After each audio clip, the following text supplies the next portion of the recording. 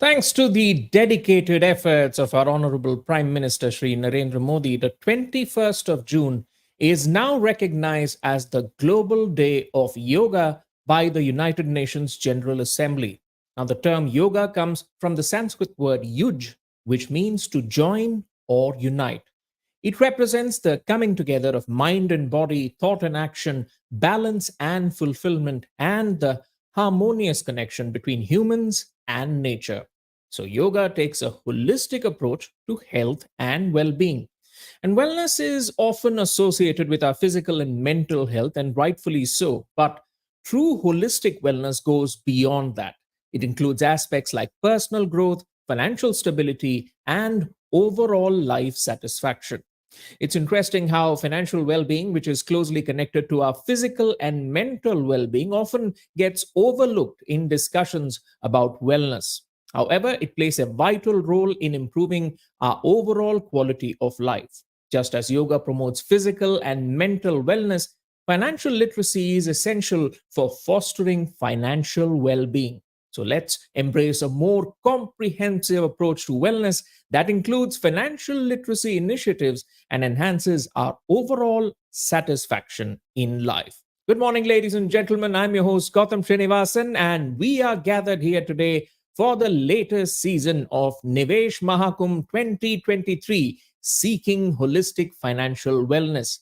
And this is a one-of-a-kind investor awareness initiative launched by Aditya Birla Sun Life AMC Limited in association with Hindustan Times, and it will delve into the profound connection between financial well-being and holistic wellness. We will now begin the event with our national anthem.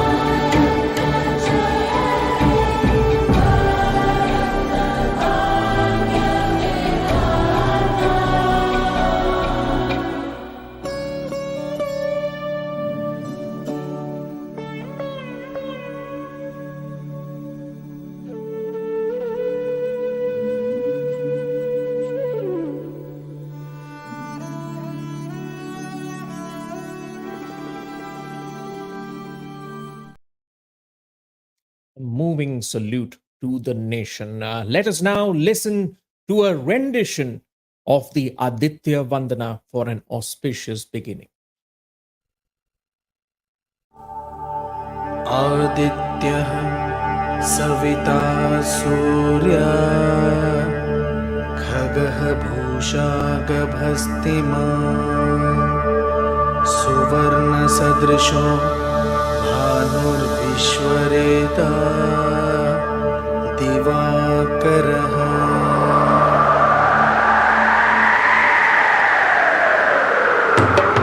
तप्तच्चामि कराभाय हरये विश्वकर्मणे नमस्तमो विघ्नाय कुजये लोकसाक्षिणे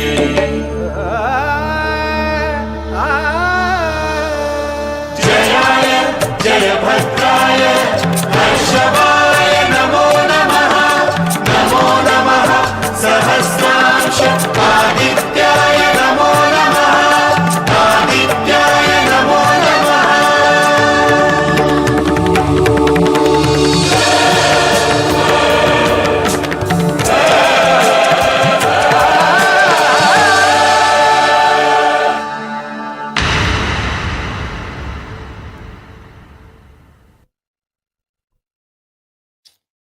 And with the blessings of the sun, we begin this mega event. And I'd like to invite Mr. A. Balasubramanian, MD and CEO of Aditya Birla Sun Life AMC Limited, to deliver the keynote address. Over to you, Bala. Namaskar to everyone for joining this digital platform investment Mahakumbh. I'm happy to be part of this session today, which is most prestigious for us for one simple reason. This is our 10th year completion of our investor education initiative that Aditya Birla Sun Life Mutual Fund have been carrying out for now more than a decade. Second, it is also our 33rd edition of Mahakumbh, which is nothing but a big format. A large pool of people attend, both in digital and physical. Again, I'm happy to be part of the 33rd version of our Mahakumbh. And third, again, I'm happy to be part of this session with jointly with the HT Media, who have been taking this investor education program jointly with Aditya Birla Sun Life Mutual Fund to large pool of investing population in the country. As it is well known, the Indian mutual fund industry have come a long way, and Aditya Birla Sun Life Mutual Fund have also been there in existence for the last 3 decades, and we continue to stay committed to ensure the knowledge of the people for investing in mutual funds keep growing and keep going up, and therefore they're able to participate in the India growth story for creating wealth for themselves. The way it got evolved the last few years, investing in the mutual funds have become the way of saving their money. SIP has now become the way of investing into the mutual fund for creation of long-term wealth creation. And over a period of time, people also understood mutual fund can play the role of meeting the every goal of the customers in the country by systematically investing for multiple purposes at multiple number of multiple occasions, and in order to generate the real investment for the purpose for which they are making the investment. So over a period of time, and most of the goals of individuals are being met out of mutual fund investments. That is something we take pride in imparting this important message for the last few years to the large investing public.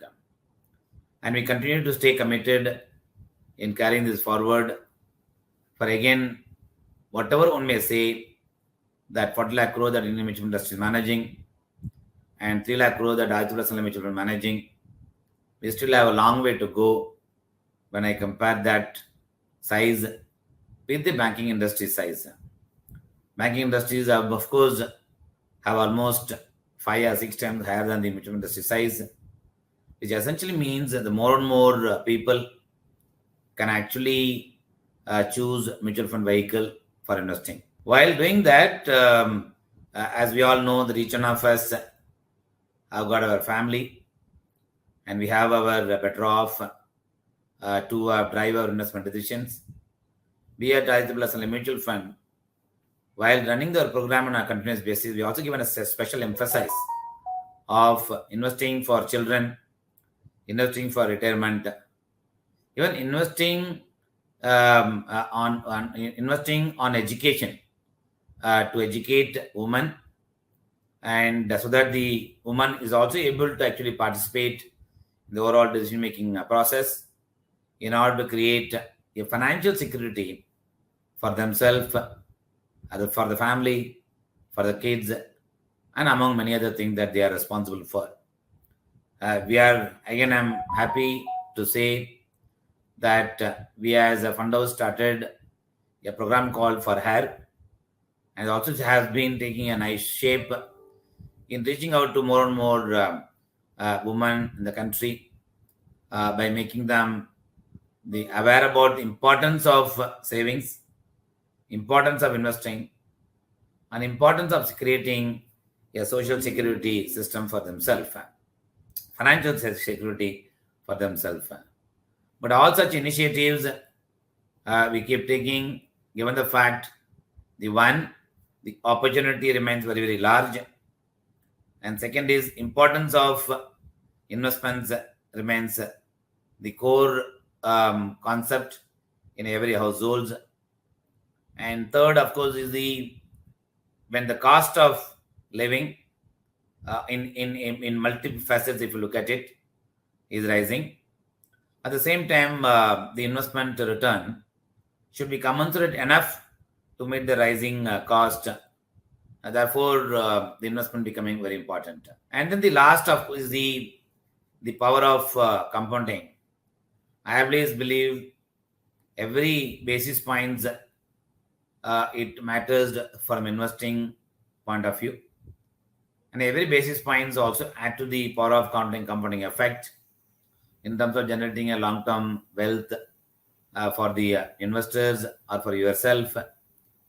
Therefore, making every individuals aware about the power of compounding, especially at a time where the cost of living rising in the form of education cost, in the form of the running day-to-day cost from a household point of view, or travel cost, which is also rising.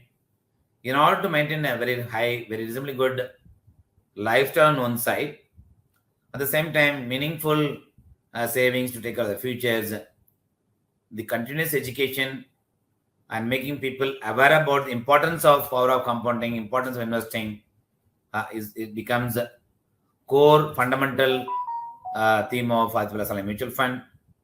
I am quite happy today to be part of this session, and jointly with HG Media and my team, Mr. K.S. Rao, who is the head of Investor Education Program, have lined up a good set of speakers comprising of our own employees, senior employees, who have had the wisdom of the investment. We also have people in the panel who focus on providing a solution to the customer needs. Also, we have people in the panel who have built businesses, again keeping in mind the simple investing principles or mantras of building the wealth for the longer term. We have chosen these speakers very carefully in order to provide the greater knowledge and insight to each one of you as a digital audience. So I wish the conference a great success. At the same time, I would also like each one of you to benefit out of the today's session. At the same time, go back with one simple takeaway on the basis which you must start your investment immediately, if it is not already. You must enhance your investments into the mutual funds if you have been holding back your investment for some reason or other, and by way of increasing your allocations. And finally, revisit the purpose for which you are investing, therefore the time horizon for which you are making investment, and sticking to that goal and the purpose would also remain key in building an overall portfolio in order to create the right experience to get the right output. So with this, I'll conclude by thanking each one of you for taking time out to be part of the session today. Thank you. You so much, Bala. That's the keynote address as we begin Nivesh Mahakumbh 2023, and some important messages being shared, especially on the importance of saving and investment so that you can meet all of your life goals and live a fulfilling life. It's wellness, not just for your health, but also for your wealth. Well, we have lots of insights coming forth from a host of experts in this space lined up for Nivesh Mahakumbh 2023. But let's begin by taking a short look at how you as an investor can avoid a debt trap. Have a look. Debt can be a friend or an enemy. It all depends on you. To George, it's a friend that adds value to his life. For Viraj, it's an enemy to be defeated. These two men who live similar lives have different approaches to debt, which affects their financial health. When George uses a credit card to shop or pay bills, he ensures that he pays off the entire bill before it's due. This helps keep him debt-free. When Viraj uses a credit card, he pays the bare minimum when he can. This erratic payment pattern has triggered a monthly interest of 2.5 to 4% and an additional annual interest of 30% to 47%, making his debt grow steadily. So, while George enjoys his life, Viraj sinks from debt. This difference in debt management has impacted all areas of their lives. Both George and Viraj took loans to buy homes, but only one struggled to sustain their lifestyle. Before George took out a loan to buy a home, he evaluated his existing income and expenditure and reallocated his budget. This helped ensure that he could make mortgage payments and sustain his lifestyle. When Viraj took out a home loan, he factored in his income and existing debt, a car loan and credit card bills. He did not factor in living expenses, required investments and emergencies. This pushed his debt above 36%, the highest recommended debt-to-income ratio. This left him struggling to pay for everyday essentials like groceries, utility bills and fuel. He became dependent on credit cards to sustain his lifestyle. It has taxed his bank account and left him unable to fulfill other goals financially without undertaking more debt. Taking on too much debt has made him financially vulnerable and mentally overwhelmed. What to keep in mind when taking on debt? Recommended debt-to-income ratio is 36% or lower. Ideal mortgage debt shouldn't exceed 28%. To avoid falling into the debt trap like Viraj, you need to take on debt smartly. Before you spend, analyze whether the debt adds value to your life or not. Evaluate your financial situation. Consider investing to achieve your goal. Relook at your budget to ensure you are not taking on too much debt. Ensure your debt-to-income ratio doesn't exceed 36%. Pay off your debt on time to avoid paying penalties. If you keep these points in mind, you could be able to avoid the debt trap and live the life you want. Think now, live well later. An investor education and awareness initiative by Aditya Birla Sun Life Mutual Fund. Mutual fund investments are subject to market risks. Read all scheme-related documents carefully.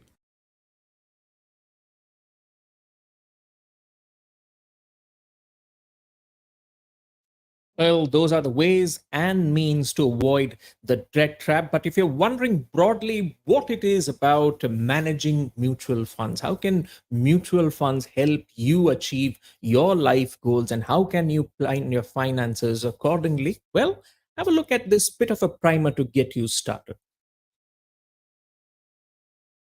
Suna hai, you are selling your scooter. Yeah, got a new car. सही है. Big bonus. Promotion. तो Savings.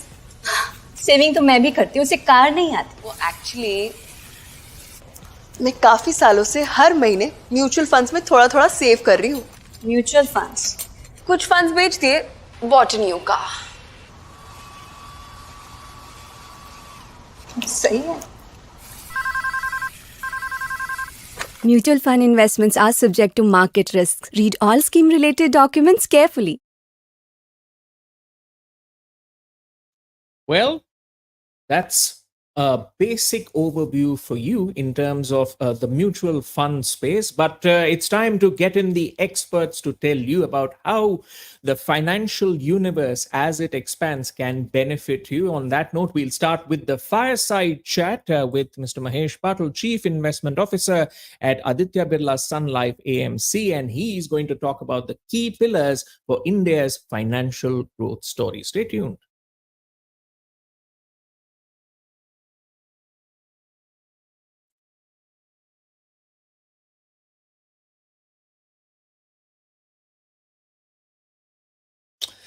All right, to give you a background, India's economic growth in the past decade has been nothing short of remarkable, with the country displaying unwavering resilience even in the face of a global crisis like the COVID 19 pandemic. Now, not only has the Indian economy managed to regain its vitality post pandemic, but it has emerged as a shining beacon of progress, attracting global attention and investments thanks to its stellar achievements in various sectors in the last decade. So today, India is poised to ascend from being the world's fifth largest economy to the third largest by 2030. That trajectory is fueled by several substantial growth drivers. Now, the presence of strong political leadership has been instrumental in driving reforms, including the implementation of crucial initiatives such as the bankruptcy law, GST, RERA, and UID led e governance. Additionally, India's working age population is projected to grow at a compounded annual growth rate of approximately 14% through this decade, which is expected to fuel consumption and drive economic expansion. Now, the government's measures, such as the production linked incentive scheme, corporate tax rate cuts, and logistics policy, all those aim to boost domestic manufacturing and create an enabling business environment. Furthermore, India's IT sector boasts of a vast talent pool that is anticipated to expand rapidly, providing ample opportunities for technological advancements across industries, including electric vehicles, medical, and telecommunications. So that's the context. In this segment, we will have Mahesh Patil delve into the India growth story and the implications on the journey ahead for retail investor. Mahesh, thank you so much for joining us again on Nivesh Mahakumbh 2023, and look forward to hearing your wise views on where India is headed. Thank you so much for joining us. Yeah, thank you, and good morning, everyone. All right, let's begin our conversation by first understanding your assessment of India's economic growth trajectory of the past decade. And according to you, what factors have contributed to its remarkable ascent as one of the largest economies in the world? Yeah, so I think in the last 8 years, I would say 8, 9 years, okay, we have seen that India has undergone structural reforms, right? We have seen the reforms in the banking sector, right, by the Banking and Insolvency Code, which was introduced. We have seen reforms on the GST side, okay, which has been a big success. I mean, that has led to government revenues, okay, growing, and tax as a percentage of GDP has gone up significantly. So that's another reform. We've seen reforms on the real estate side through the RERA, which has really galvanized the sector, and we've seen a lot of organized players now coming into this sector. And apart from that, the biggest reform I would see be the Jan Dhan, right? So the whole opening of bank accounts, and then Aadhaar card, okay, identifying every individual having an identity, and then integrating with that the whole digital ecosystem, right? So that has enabled the country to really transform itself. And especially during COVID, we have seen that helped people to really go onto the digital side much faster. So all these reforms, what we have done, and most importantly, I would say it's on the manufacturing side, right? Because in the last, I mean, since 2012-13, we saw that investments to GDP has really come down significantly. The private sector capex was lacking, and the government effort to really get on domestic manufacturing back, I think that has now only gained traction, having put in the places like tax structure has been rationalized, taxes have been cut. We've seen that logistics costs, okay, which used to be very high earlier, that has come down significantly and likely to go down further. And as a result, the whole ease of doing business in India has improved significantly. And we are seeing now slowly the capex cycle starting to recover. Also, the government efforts towards getting investments back through the production linked incentive scheme, the PLI schemes, has been now announced not only, but we have seen a lot of players coming in and taking advantage and announcing large capex plans across various sectors, be it auto sector, electronics manufacturing, consumer durables, pharmaceutical API, the green energy sector. So I think all these things have actually led to, I mean, more importantly, I would say that the outlook from here, okay, looks to be far more steady based on these structural reforms.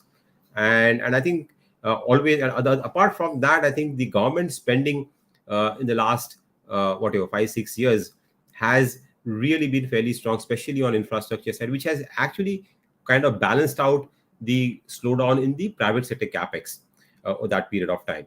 So I think given that now we are poised here, and also I would like to add here that structurally India in a geopolitical scenario where India is now, it's in a pretty advantageous position where we are seeing that the global supply chains, right, are now trying to reimagine and trying to look at alternatives to China. And India is emerging as a destination, okay, where they would like to set up additional manufacturing facilities. So the whole China Plus initiative, which started pre-COVID, has gained momentum post-COVID because the disruptions, what they saw, is also galvanizing India. And in an environment, even when the global growth is slowing down and concern, India is able to garner a larger market share. So I think all these things are leading to a India GDP growth. We think can the potential growth at around 6.5%. I think is something which we can sustain, despite some of the challenges, okay, which we are seeing in the short term from the global front.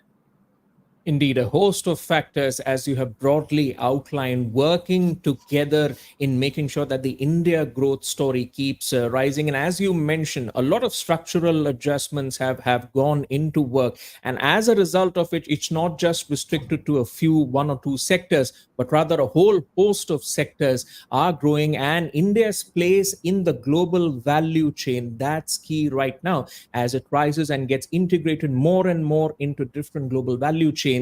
The growth story is going to exponentially. Taking that into account, let's also see for the average viewer who will be asking, fine, that's the growth story, but what's in it for me? With India's rise, Mahesh, as a major global economy, what implications does this hold for retail investors looking to capitalize on the country's growth stories? And in your opinion, how can retail investors align their investment strategies to benefit from India's economic progress?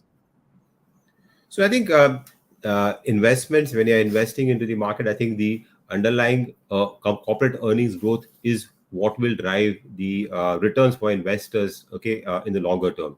And that in turn is dependent on the overall economic growth, how it shapes out. So I think we think that India is set to grow at a growth rate of around 6.5%, or even possibly higher if there is support from the global recovery. And in that scenario, what we're seeing is now that overall, there are a lot of sectors which are now doing much better. Right? Earlier, it was only a few sectors which were contributing, but there are multiple sectors now which are doing well, and as a result, we think that the corporate earnings growth, which is a reflection of the not only domestic economy also, but how our exports are doing. I think so that is likely to grow at around say somewhere slightly higher than the nominal GDP growth. So if a nominal GDP growth, your real GDP growth around 6.5%, and potentially later, okay, going around 7%, and inflation around say 4% or so, they were looking at around 11% nominal GDP growth long term, and earnings growth could be slightly better than that. And I think market returns will probably follow that. There will be a lot of companies have also actually tried to improve efficiency, so the earnings growth could be tad higher than the nominal GDP growth. And the market's valuations, if the starting point also, if you look at, is not very high, right? Markets are near the fair zone compared to the long-term averages. So retail investors who are looking at creating long-term wealth creation, I think as the economy grows, and mind you, India's economic growth is more dependent on domestic factors, because our demographic, as you mentioned earlier, is in favor for us. We are a country which is still young, unlike China probably, which is now aging. So we are probably 20 years behind China, and what growth China saw in the last 20 years, we might not probably grow at that same level, but that gives a good runway for us for the next 20 to 30 years. India will have the largest working age population, okay, in the world, which will also support that. So given that, I think investors can expect, I think long term, if you look at returns in equities have been around 12-13%. I think we should, continue to do that even in the next decade or for the next 2 decades. And the government also, Absolutely. I think the leadership also is, I think, if you look at the vision for India, which has been set out, also is in that same direction, right? So I think there'll be ups and downs in the markets, okay, because of global concerns. But I think if you continue to invest in the market at various, I think you should have a steady return from here on. I think that's an important message, not to have a short term view of the market, but look at it from a long term perspective, especially as that runway gets set currently at a GDP growth rate of 6.5%, one of the fastest among major global economies. And considering demographics are also on India's side, and with such major structural adjustments coming in terms of reforms from the government and a lot of activity happening, it will be interesting to see how the curve keeps going up. But to make the conversation much more specific in terms of the key points of the India growth story for sectors, which sectors, Mahesh, or industries have been primary drivers of India's economic growth in the last decade? And are there emerging sectors that retail investors should keep a close eye on for future investment opportunities? Yeah, sure. So I think if you look at India's overall GDP, you have consumption, right? And then you have investments, and then there is the next net exports. Okay, either three large buckets which are there. So I think primarily in the last decade, if you look at it, it was consumption, okay, which has been the primary driver of growth, large, because consumption is almost 60% of the GDP, and that has been steadily growing. We have seen that investments haven't really contributed much. It's been coming down primarily to the two factors, right? One is the real estate sector, which was going through a downturn, right? From 2013-14, we saw it went through a large period, almost 8 years of correction, and is now kind of pulling back in the last 2 years. Also, private sector capex has been slow. So in that period, it was government spending, okay, on infrastructure, I think, which was substituting or compensating for the lack of private sector capex. And that was really the story of India in the last decade or so, which was there. So consumption, because of demographics, per capita income going up. But I think going forward, I think while consumption will continue to be the mainstay of growth, within consumption, what we'll see is that discretionary consumption will start to increase significantly, because India is at an inflection point where the per capita GDP is now crossed around $2,500, and at that and aspiration level, they say young population, the aspirations levels are much higher. We've seen a lot of retail consumers trying to now consume, okay, even on credit, right? So retail credit penetration has also gone up. So we think that the discretionary consumption, which is like 25% of the consumption, will go to around 40% in the next by 2030, and that will be a big story, really, right? Which investors could play that. So that is including all the consumer discretionary, including auto, retail sector, consumer durables, apparel, footwear, spending on travel, tourism. So these are the sectors, I think, which will do well and benefit out of that. So that's one broad theme which investors can look at.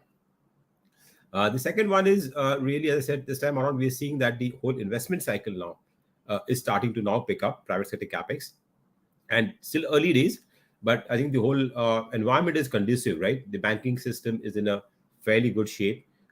Corporate balance sheets are deleveraged, and capacity utilization levels are now like around 70% or so. So I think that could be another theme where private sector capex investment cycle likely to pick up.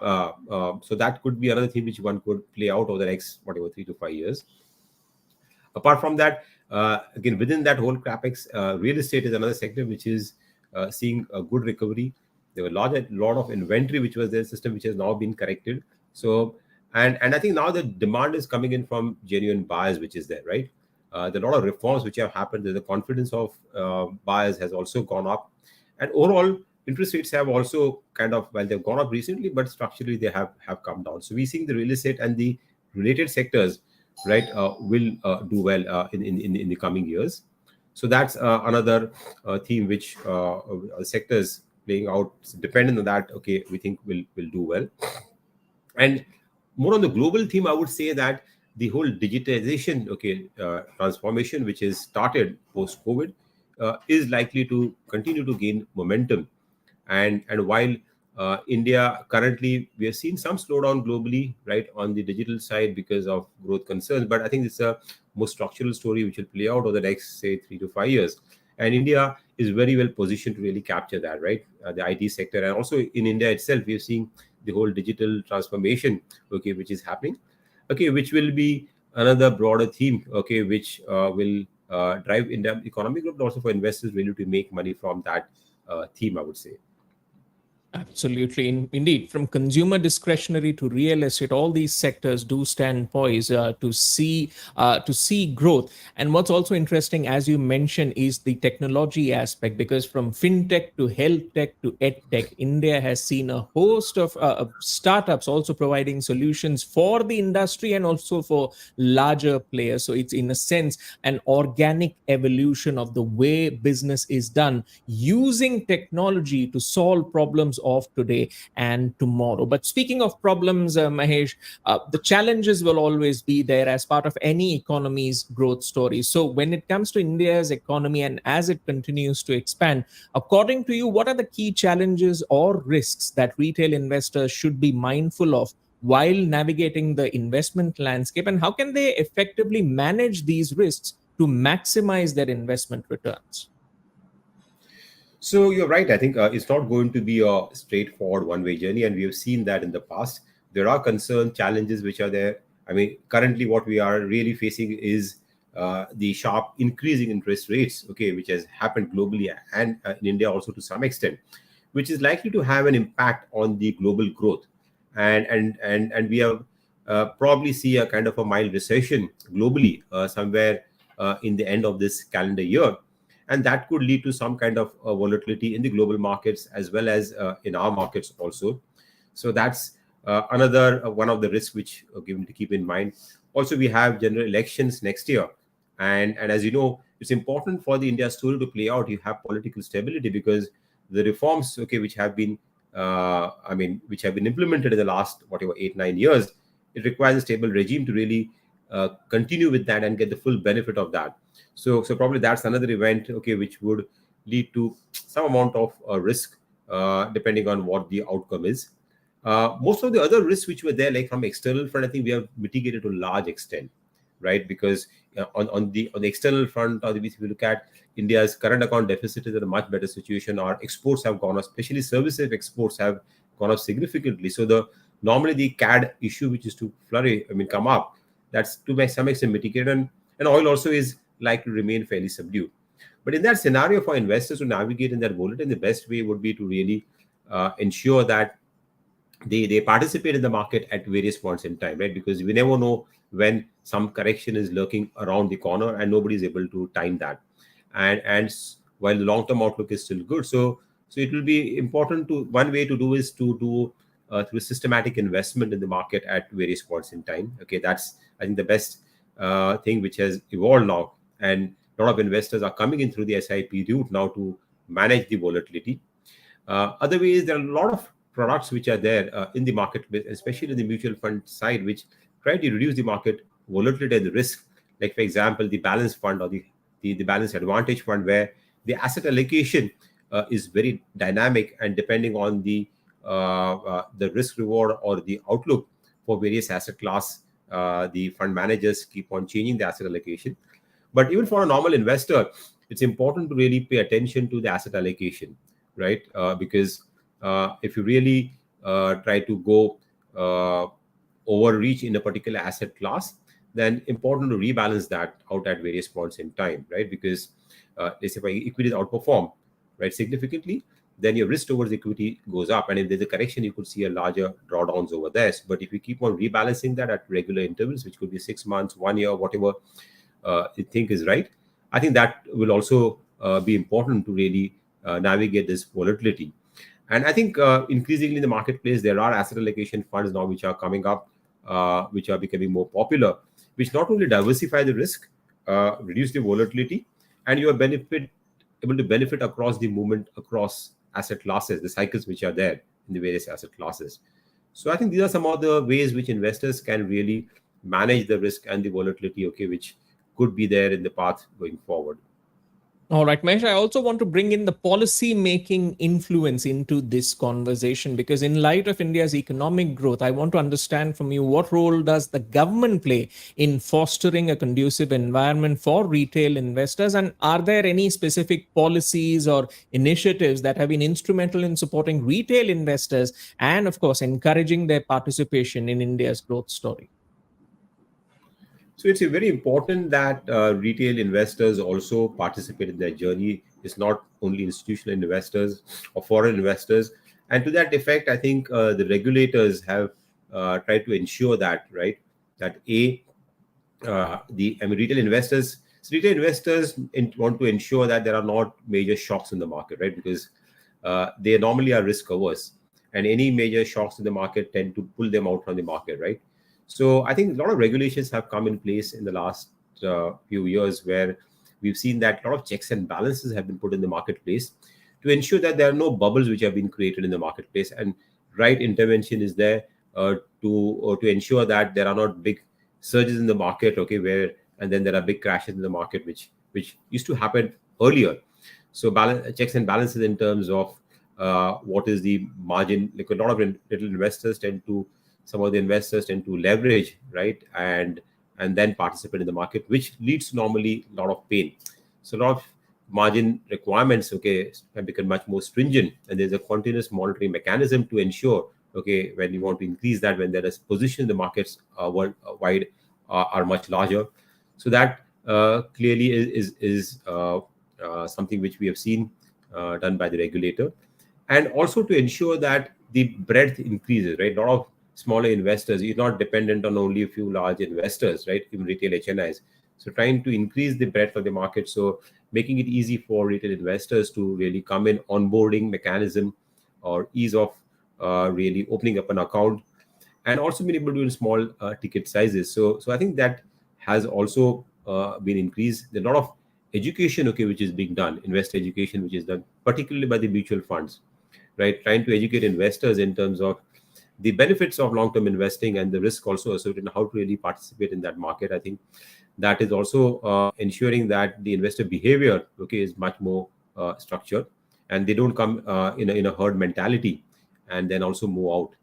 So I think you're right. I think regulators and also the other participants, I think role is important to ensure that more retail investors come in. They also get confidence in the markets, and they really stay there for the longer term.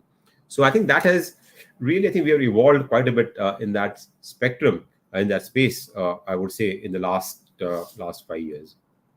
All right. Before we let you, could you expand on that, Mahesh, on the ease of access to markets, which a lot of technology and platforms have enabled? In your opinion, how has the rise of, say, these digital platforms and fintech innovations impacted retail investing in India? And what opportunities and challenges does this digital transformation present for retail investors?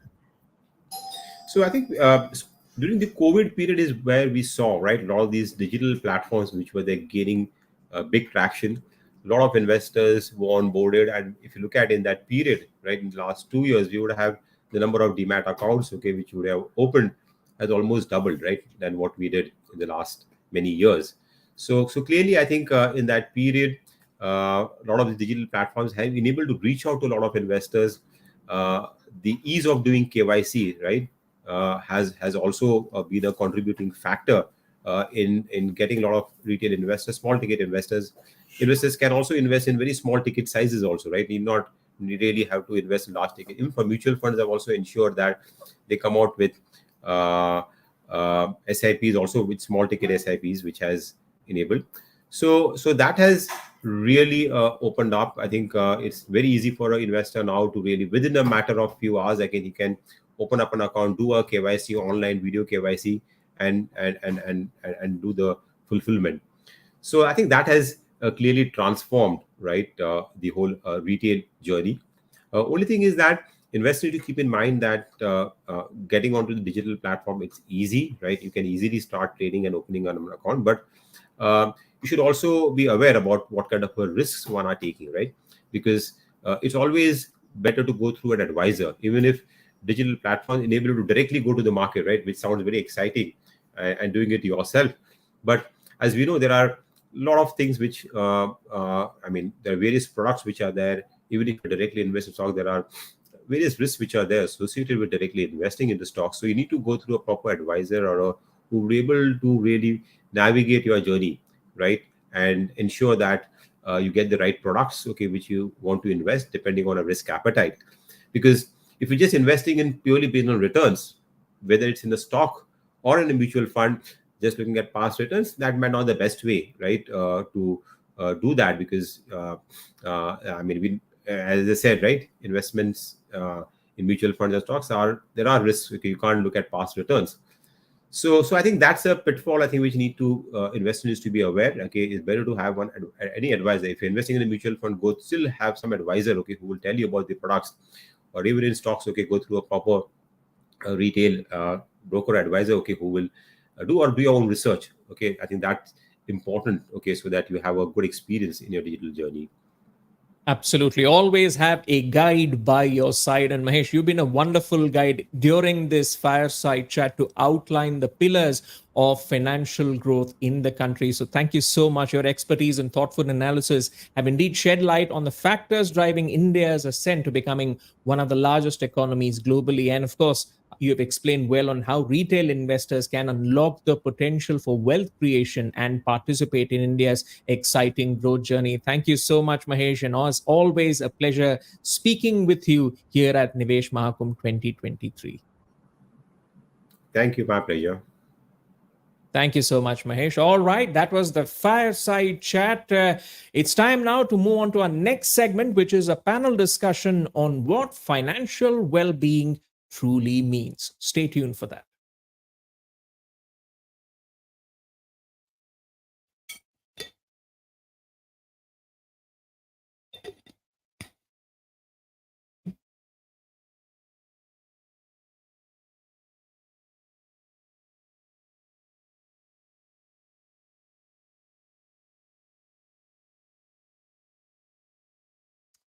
Well, time now to get a broader perspective from a panel of experts and leaders on the focus on financial well-being. As they say, health is wealth, but well, wealth can also result in better health. So for a focus on financial well-being, that's the topic, and that is crucial for investors of all demographics, regardless of age, income, or background, or understanding. And of course, managing personal finances is essential for long-term security and stability. By prioritizing financial well-being, individuals can make informed investment decisions, plan for the future, and achieve their financial goals. Whether it's building an emergency fund, saving for retirement, or navigating investment options, a proactive approach to financial well-being empowers individuals to take control of their financial futures. It is an ongoing journey that requires continuous learning, adaptability, and wise decision making. By fostering financial literacy and promoting financial well being, individuals can create a solid foundation for a prosperous and secure financial future, regardless of their demographic characteristics. So, in our panel today, we'll hear from the experts on how to navigate this. Let me quickly introduce our panel to you, starting with Mr. K.S. Rao, Head of Investor Education and Distribution Development at Aditya Birla Sun Life Mutual Fund. And joining him are Vishal Dhawan, CEO and founder, Plan Ahead Wealth Advisors, Dhirendra Kumar, CEO and founder at Value Research, and Amrita Sirohia, co-founder and chief revenue officer, IndMoney. And finally, we have with us Parikshit Chitalkar, co-founder of Stashfin. So we have a well-rounded perspective to be expected. So viewers, do tune into this wide-ranging discussion, and we'll start the discussion with a question to you, Mr. Rao. In your opinion, what are some of the key financial habits or strategies that investors should adopt to ensure their long-term financial well-being? Let's have the opening statement from you. Thank you so much, Mr. Gautam. And indeed, it's a great pleasure and opportunity to be part of one, it is the 33rd Nivesh Mahakumbh, and second, this elite panel. And more so, we are discussing on financial well-being. And as you rightly put it in your opening remarks, soon after the International Yoga Day, which is a holistic wellness of everything in life. And looking back, holistic wellness broadly, it's a life is always a multi-dimensional. I mean, it's like, whether you are a professional well-being or whether it's a physical, your spiritual, your emotional, or like, your intellectual. And all that underlining theme is a financial well-being. I mean, if there's one thing is missing, all the six dimensions get into a very difficult zone. I mean, and another part I look at is the financial wellness. What exactly it comes to be a financial wellness? It is like a state of healthy living.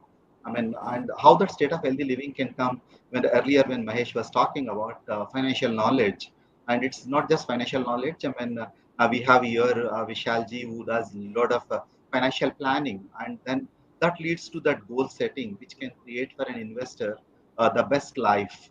And probably I look at this as a holistic approach to the money and life. And it is like, doing more what you love, and also like, bring what brings joy. It is not that, I put my only goals, but I am not living my life.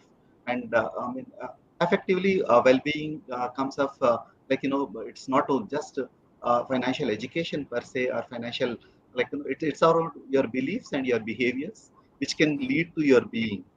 And put it on the strategy when you talk about what are the financial habits. Probably today we are living in AI and chat GPT movement, and I can call this as a chat GPT movement for us, for having a financial well-being.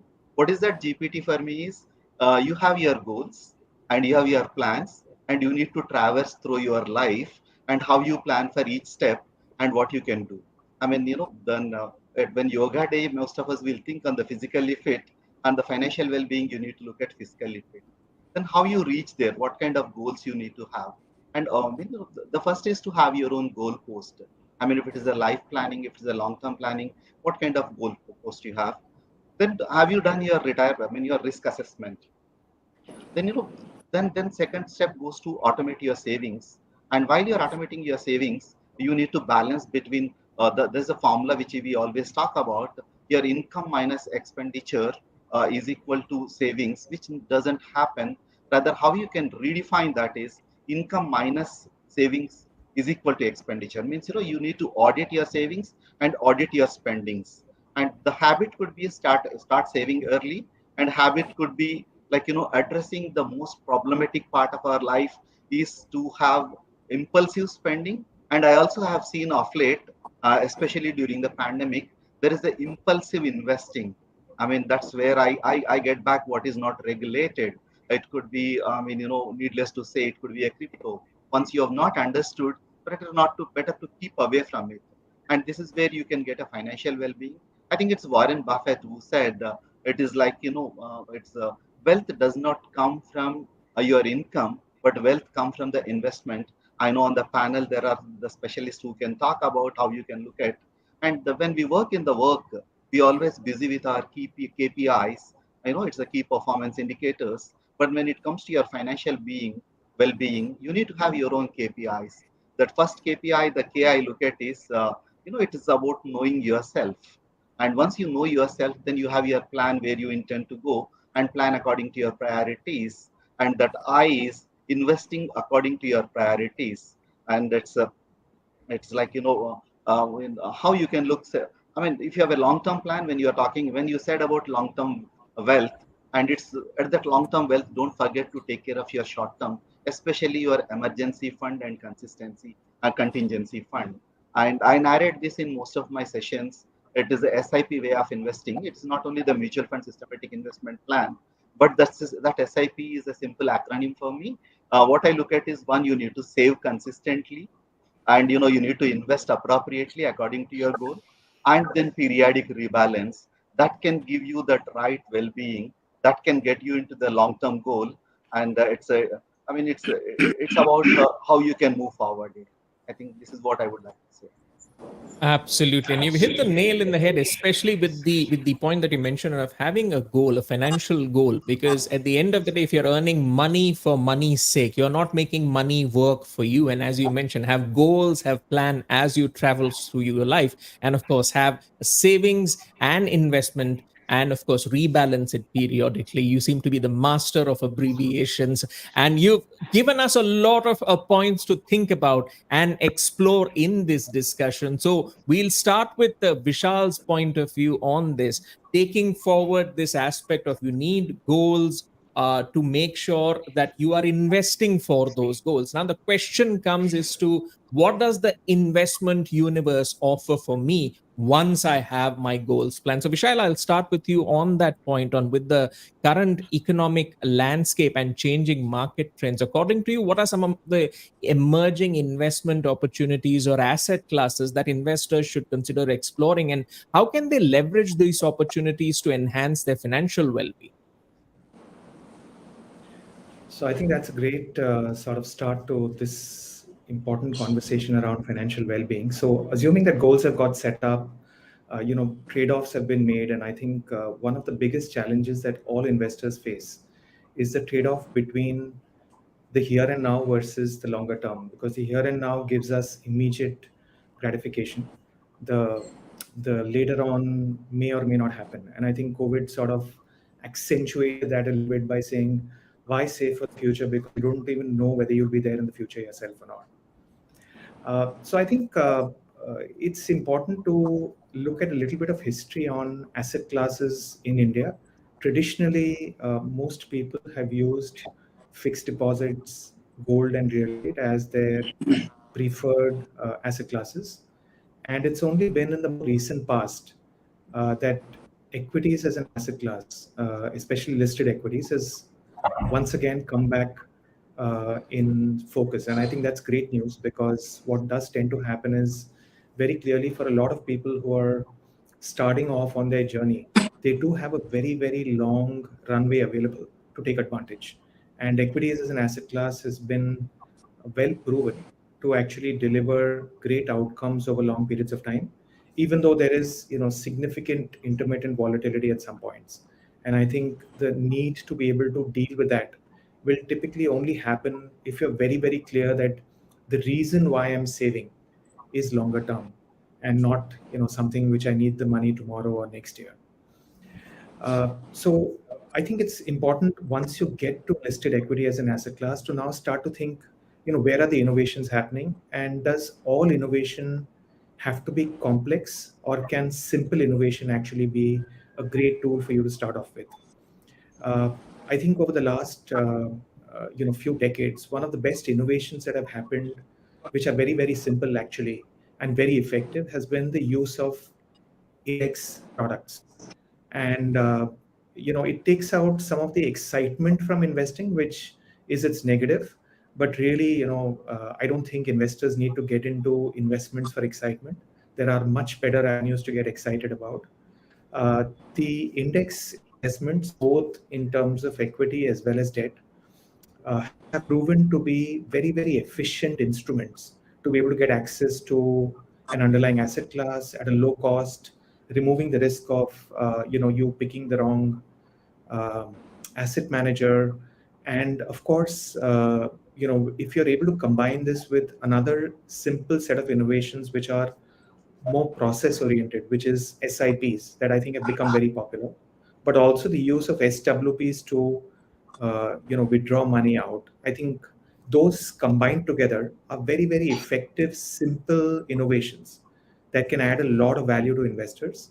And of course, the SIP doesn't have to be necessarily only in equities. You could run it in debt, you could run it in gold, you could run it in international investments. So you have lots of alternatives in terms of how to use it. I just want to add one more innovation in, which is the use of dynamic hybrid instruments, which is essentially a category called balanced advantage funds. I think for a lot of investors who are starting off, who are confused, they don't know how much to put in equity, how much to put in debt, how much to put in gold. They're all confused. So they look at either balanced advantage funds, which can have just equity and debt dynamically managed, or they look at multi-asset allocation funds, where again, you could have multiple asset classes coming together and giving simple solutions to investors to be able to solve for what they're trying to solve for, which is ultimately get to their financial goals and get to it at the time that they want to get to it. you don't want to tell your child, when you've committed to an education, that what, stock markets are not doing well right now, so therefore why don't you go to college 2 years later? Hopefully stock markets will recover by then. So you need to be able to combine this well to make it happen. Well, that's a great preview on what the investment universe has to offer. And as Vishal has stated, the universe has expanded so much that there is an option for every kind of investment need that an investor is looking at. So great points there shared by Vishal. Virendra, coming to you to expand on some of the points which Vishal had mentioned, especially on this aspect of folks used to be going for FDs as a matter of practice, and it's now that equity mutual funds, debt funds are coming into work as the sort of a default option.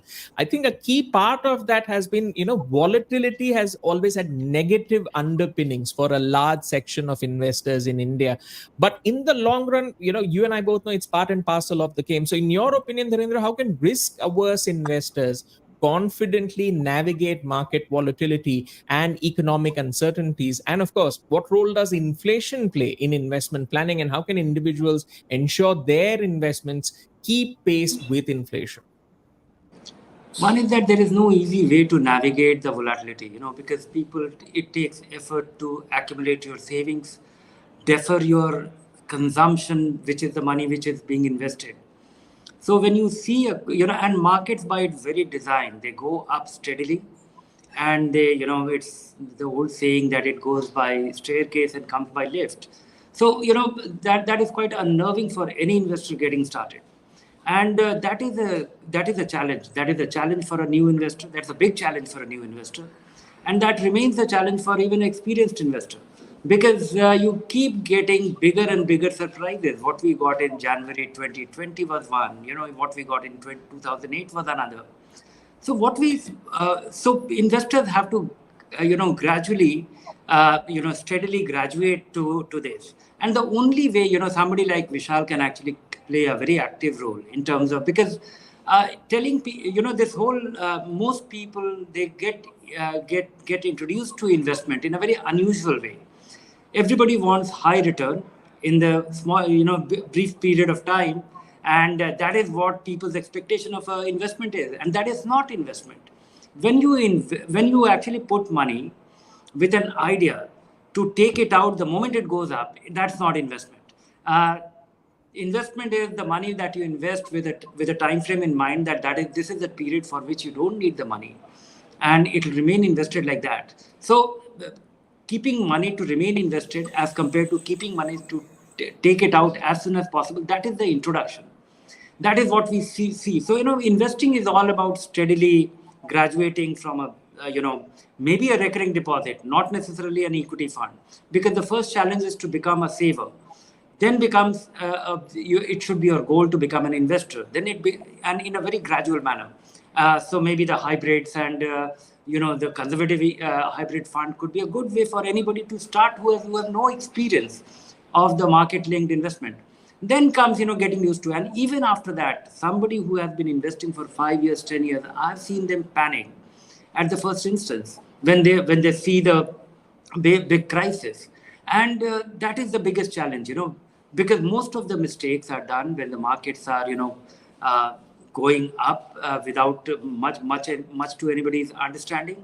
And also when markets, people panic and they bail out. So those are two crucial elements when advisors can actually play a very important role in terms of giving perspective, how it works, why, and how you have to, because staying the course is the secret. And staying the course is not normal, is extraordinarily difficult to be there. And keeping it simple, understanding that investing is a boring course on which you have to stay. And that's all about it. That's all there to it, and you have to just take a course so that you stay there.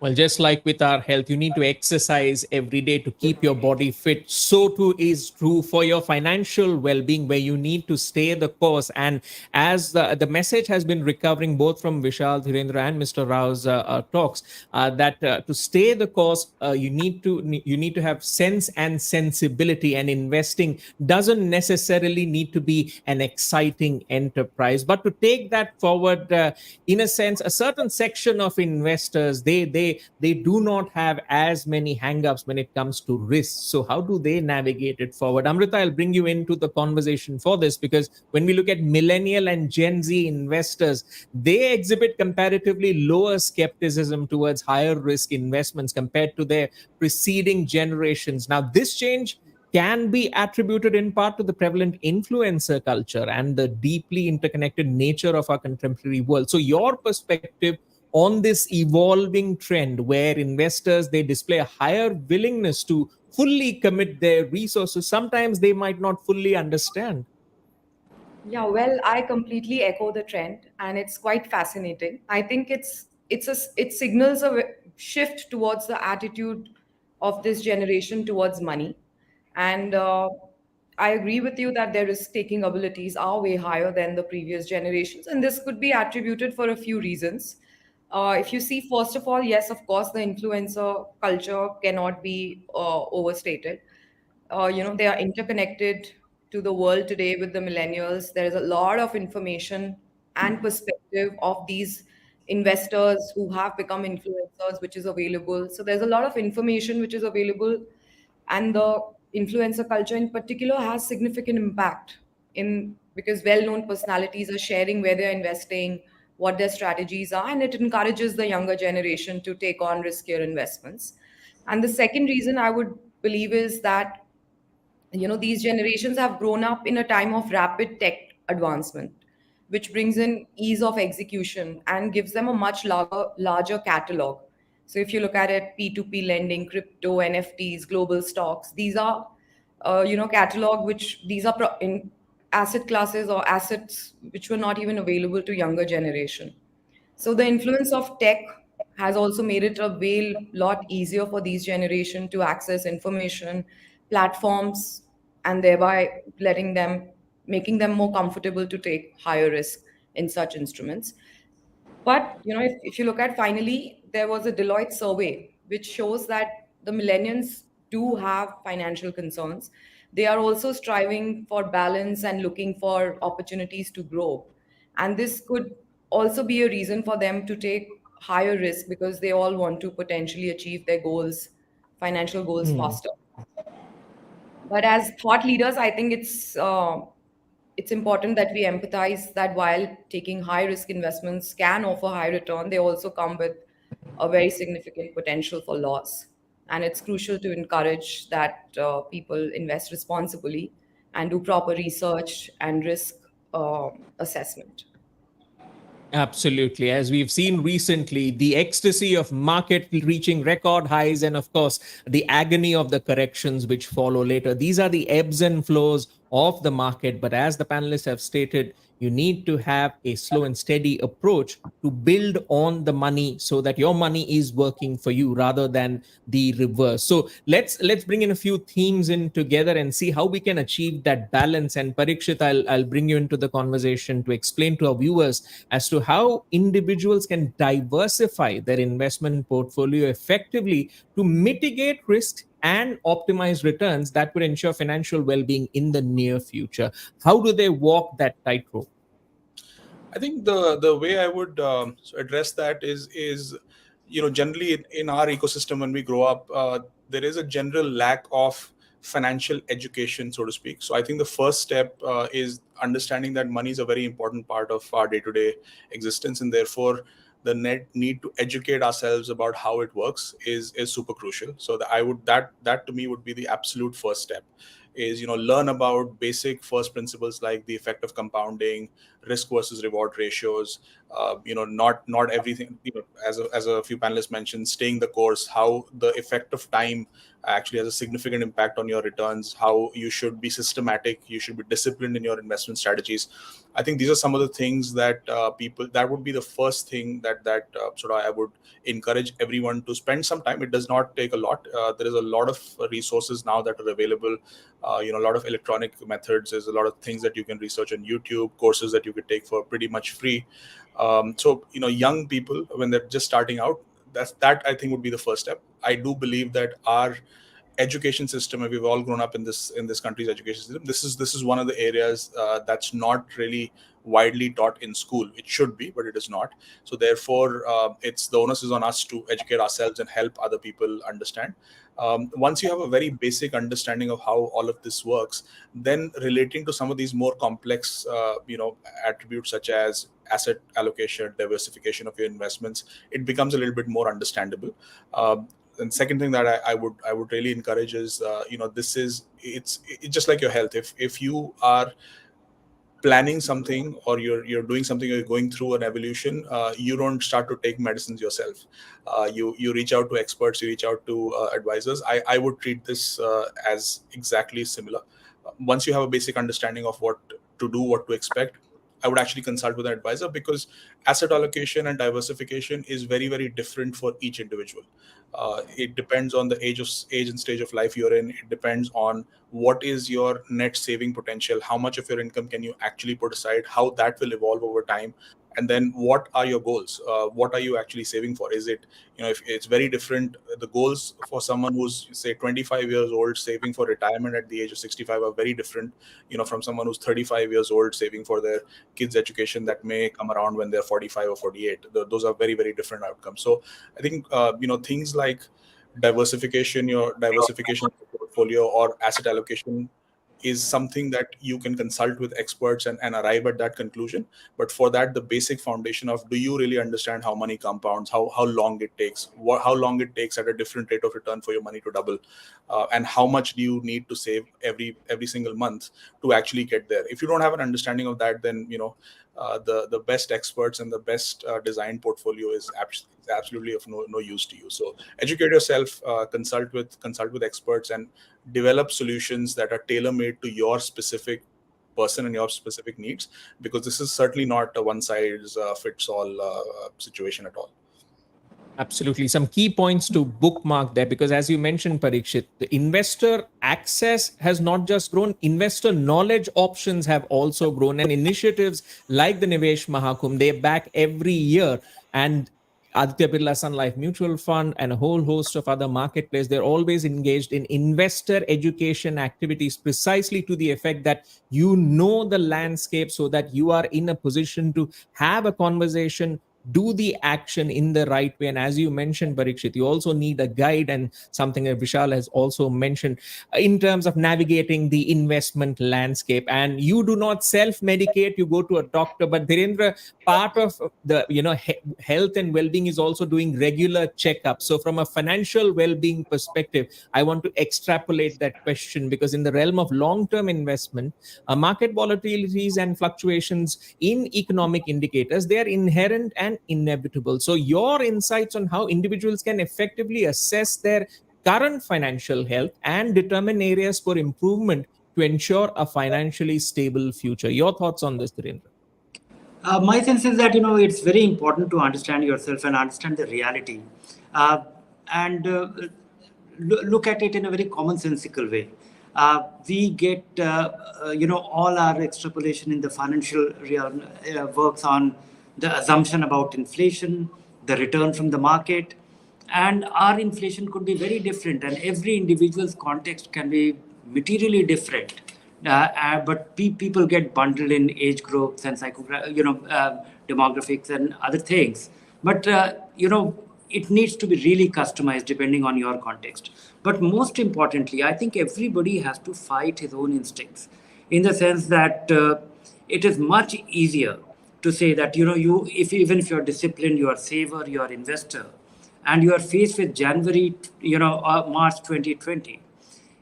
You look for cover. You start questioning your 15, 20 years of beliefs. When you are faced with 2008, you are faced, and these are, once in a decade situation, or, once in a while situation. And also, it's far easier when the going is good. People get attracted to something absolute nonsense, and there is a movement which is backing it because easy money is being made, and different regime without a rational, without a reason, and it's very tempting. It is very attractive, and you will have testimonials. Here is a guy who has made it in the last 7 months, and that will attract you. And not asking question, understanding how things work, that is at the heart of it. Your own discipline is the most material thing. Doing some simple things like doing your SIP for your long-term money, increasing your SIP. We always think in terms of a constant, that I've been doing a 10,000 rupee SIP, and I will have my accumulation in public provident fund and EPF, which will be to the tune of some 30-40 rupees. And every evening I'll be looking at the status of my SIP. That's not going to really make a difference to you. Having a perspective in terms of where your money is, where it should be, and everything that you need to do for a peaceful retirement. The real things in life, not just growing your money for the heck of it. Real things in life, being more realistic about it, being consistent about it, and having that discipline. And maybe, we need some coach, some advisors, because they are needed only on those times. People need psychiatric help on the extreme ends of the market, and that is where the advisors actually play a very crucial role. And elsewhere, otherwise, I think this is a very dangerous era as well, because the democratization of investment, accessibility through the technology, the ease of making investment, and so that actually multiplies the opportunity to do mistakes without understanding, and get carried by the greed. Absolutely. Be sensible when you navigate the investment universe. Let's see what are some of the prescriptions in this regard as investors look to see what the landscape offers for them. There are new and, of course, established investors. So, Vishal, I'll come to you and let's focus on the new investors first, because mutual funds have gained popularity as an investment option among investors from all age groups. So, some key factors that new investors should consider when selecting mutual funds to align with their financial goals. And the second part of my question is, are there any specific kinds of mutual funds that investors should pay attention to for their short, medium, and long term goals? Yeah, so I think, with respect to the first part of your question, it's very, very important for investors to break up their, monies into buckets that they feel comfortable with.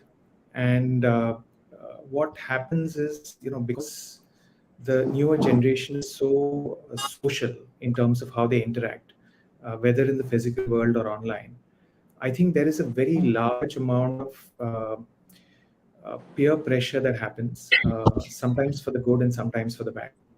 And therefore, it's a good idea to step back a little bit, think about why I'm really doing what I'm doing, and then think very carefully about whether innovation is the biggest thing that I should focus on, so that I can socially have a conversation, which is very cool, or whether it needs to really align to what my end objective is. And clearly, even within a very closely knit group of people, friends, colleagues at work, etc., you will find that because they come from different social backgrounds, they come from different levels of wealth, they come from different historical exposures within the family to money, etc., they could be very different mindsets.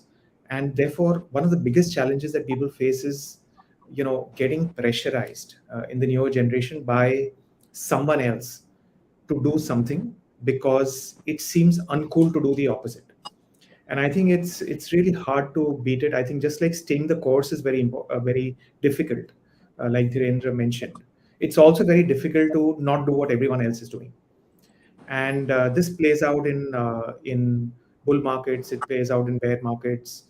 Greed and fear are such powerful emotions that, as much as you want to sort of go away from them and you read literature about it, when it sort of hits you, suddenly that part of your brain just behaves very differently. So I think for a lot of younger people, the one of the best ways that we've seen things can happen is through nudges. And I think what technology has done is it has nudged good behavior very often. So, for example, if you can automate your savings process or your investment process, it's a very powerful nudge. Uh, if you can also automate your withdrawal process, I think it's an even more important nudge. Because what we hear constantly from investors is, you know what, we figured out that investing all the time is a great model. But when do we exit? No one can tell us when to exit. And very often we have to tell them that, you know, you have to do your exit the way you do your entry, which is gradual. You don't know when financial markets will correct. And it's very painful if you believe that, you know, someone around has a crystal ball to be able to tell you that. I think it's important to accept that, you know, both getting in and getting out, if it is automated, very often will work to your benefits more than anything else. Coming to, you know, the long term, short term, medium term piece that you spoke about, and I think this is such a powerful thing because the definition of long term, medium term, and short term has changed over generations. Um, you know, in a few generations ago, uh, short term might have meant, you know, 5 to 10 years. Medium term might have meant 10 to 20 years, and long term may have meant, you know, beyond 20 years. Um, and that's why people who worked in jobs, you know, stayed there probably in a single employment all their life, or maybe they did two employments if they were aggressively sort of tuned at that particular stage. Uh, when we talk to investors today, the first thing that we have to ask them is, you know, when we talk to them about short, medium, and long term, what is your definition? And the definition is so variable because for a lot of people, long term is equal to 1 year. And you know, we know with equity investing, historically, long term is not 1 year. Long term is also not 3 years to 5 years, like a lot of people popularly believe. Long term in equity investing will very often be 10 to 20 years at least. And therefore, what will end up happening is these definitions and education about definition of short term, medium term, long term need to be placed on the table with investment products very, very clearly. I think very clear up to 3 years in our view is short term. Anything between 3 years to 10 years is medium term, and anything above 10 years can probably be longer term. And I want to use an example here because, you know, some of the products might link into that. Somehow the belief amongst a lot of people is that, you know, life and investments are till retirement, and then beyond that there is no concept of long term. Everything is short term. That's absolutely untrue. Retirement itself is a 25, 30, 35-year journey very often. And therefore, it's as long term as your working career.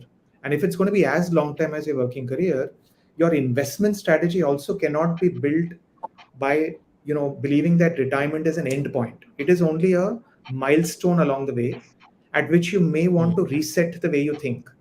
And sometimes the way you think may have to continue in exactly the manner that you thought when you were 25 or 30. As far as products are concerned, very clearly in that, you know, short-term bucket, the up to 3-year bucket, it's very, very important to look at instruments which are debt-oriented. In fact, you know, you should assume that this bucket may very often not even beat inflation in any meaningful manner. And therefore, you accept it as saying that this is my coverage to ensure that my goals that are coming up in the next 3 years are not compromised. And if I have to do a little lower than inflation during this period of time, I'm okay. I can try to be as efficient as I can be. So I can use debt funds. I can use, maybe funds that have, some level of arbitrage within it to sort of control risk, etc. But very clearly, this bucket is your safe bucket. Then you have your, say 3-year plus to 10-year bucket, where ideally you want to look at, using a combination of hybrid instruments, and you can even consider some, pure equity. But you need to keep your costs very low as you go about this entire journey. And then the 10-year plus is ideally suited for long-term instruments like equity. And I think that's the way that you can actually break it up. Absolutely. One point I want to take forward what Vishal had mentioned and bring you in, Mr. Rao, is that avoiding the herd mentality, especially when it comes to investing. Now, that's where the role of financial education and literacy that plays a part, because it helps you recognize the landscape and improves your financial wellness. So, a quick point of view from you on how it can be promoted effectively, because there are obviously a lot of initiatives that you and Aditya Birla Sun Life Mutual Fund do. What more can be done? A quick point of view from you before I go off to the other panelists. Thanks once again, Gautam. I think Vishal put it very nicely in the beginning about the nudge, and at the same time, Parikshit spoke about that education, financial education. And this financial education is not one time; it is going to be a continuous role it will play. It is like you are doing this throughout the life. What you learn in the beginning is not. And the role, if I look at financial education, can give you a better understanding of the finance. But that doesn't mean that that can lead you to the financial wellness. But this better understanding will take you to giving an informed investment decisions, which will in turn impact on your financial situation. Here comes, your between aspirations and allocations. As the earlier, I think it is rightly mentioned by Amrita, the role of advisor. It's a education. It's not a formal, informal. There is a advisor who play also a very vital role. And when you have this right education, probably it helps you on every part of your investments, whether you are creating a budget, whether you are managing the debt, whether you are investing wisely, and when you are planning for your better tomorrow or better future. And here again comes when it comes up the nudging, when again Vishal, what he spoke about is your belief and your behavior. These nudges can happen with somebody who is an advisor to you, next to you. It is not on a click of button, or I can get into the Google. And today we talk about EQ and IQ, but the FQ, the financial quotient, which always lead us for a even not only investing. Today it is also leading us to a better credit rating. If you want to get a better credit rating, you need to have that financial quotient right. And that again, as I said earlier, it's a good financial decisions, and that in turn give all broadly on your financial stability, or it can be reducing your debt, and it's also impacting on your improved life. I mean, today we are talking about financial wellness, and when it comes to promoting, over a period of last 10 years at Aditya Birla, we have done many initiatives. And when we said, like from this 10 years of journey, what I learned one thing is make this financial literacy accessible and very engaging. How you can engaging is like, we most of the times we talk about physical fitness. Can I talk about physical fitness? The corporate workshops which we do, and online courses which you can do very differently. And you can have these community engagements. We go to the cantonments and talk to the Faujis. We go to the schools and colleges. Even at a school level, we do some education programs called My First Finance Lessons. At college, we do these programs called My First Paycheck. Means if you can get this early impact, early education can make a lot of difference. And then if there is other modes, like while I'm driving, can I listen to some podcasts around this? And probably I look at this as a education. The tools which is involved today is you can have a content for every intent, and that intent I call it as a triple R movement. What is that intent you need to do is, which you need to be a rich content, which need to be a relevant content, which is a relatable content. I mean, no, I can't. I need to be the always which I'm talking about, the latest what it can happen. And that education can have a switch mode, I call. That switch mode for me is, go to the schools first, and create go to the workplaces and make that investor communities to engage, because the community will have a common behavior of getting into learn. And then here comes the technology, and the currently, we are adapted to many changes, and how you can bring the technology. And everything what you do, when I mean, whether I'm doing from a fund house or whether I'm doing from an AMFI, I need to have that customized curriculum and customer centric curriculum. I can look at is you need to get that holistic approach. And if I can get this, I think, whole theme we talk about today is Gar Gar Mutual Fund and Har Gar SIP.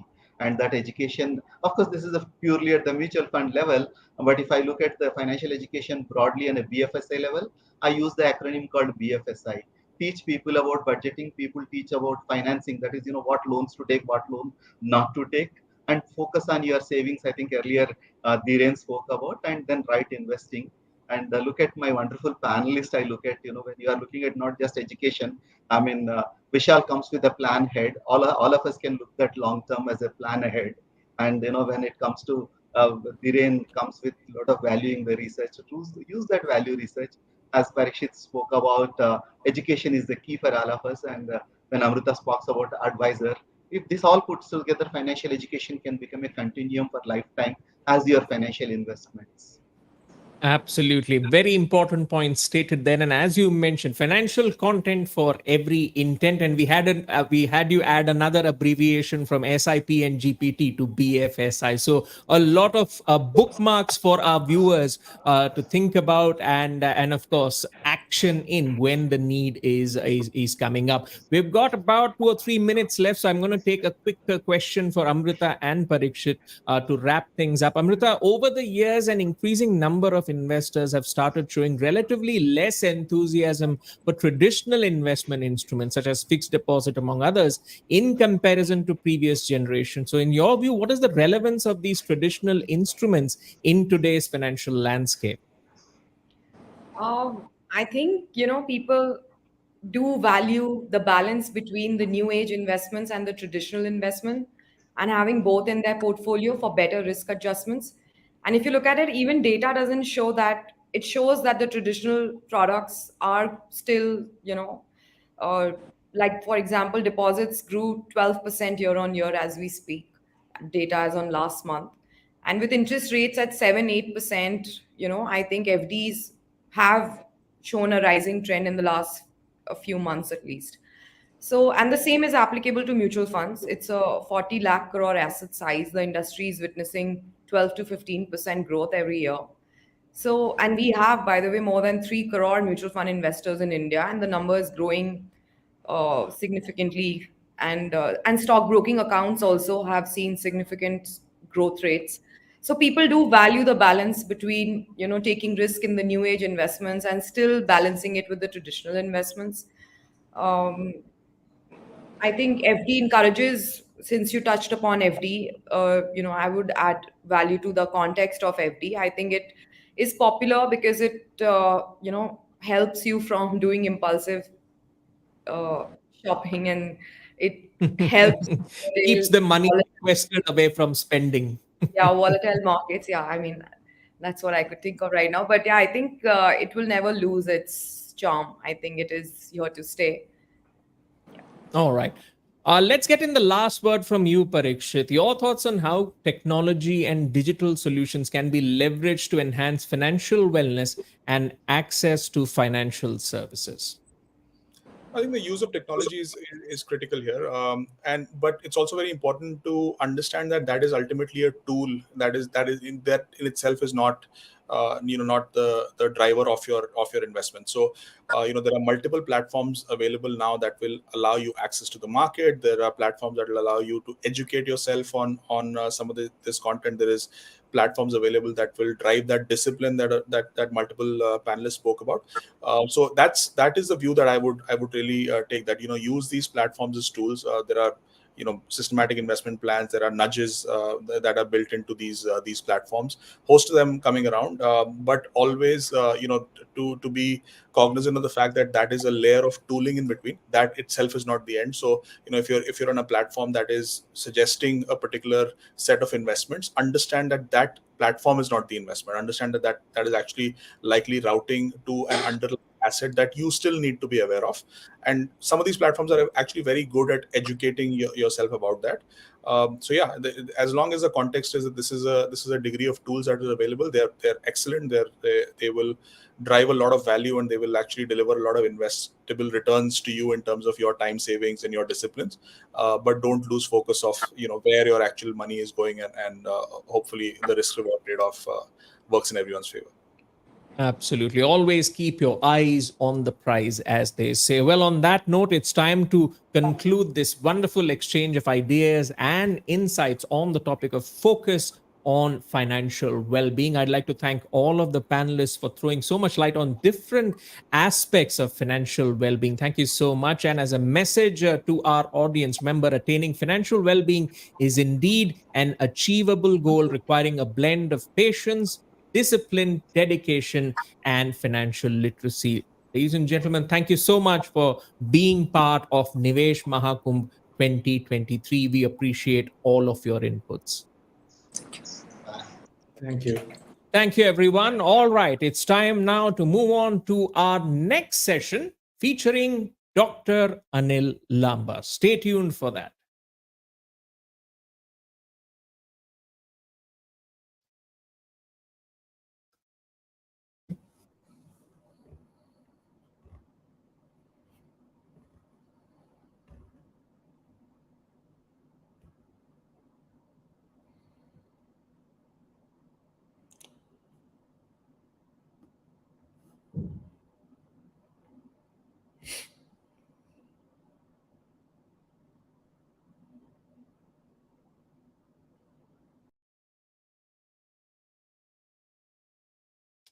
All right, our next item on the agenda, romancing the stocks. Let me give you a bit of context. Well, achieving long term financial well being is akin to writing a riveting book, the kind that stays with you even after you've finished reading it.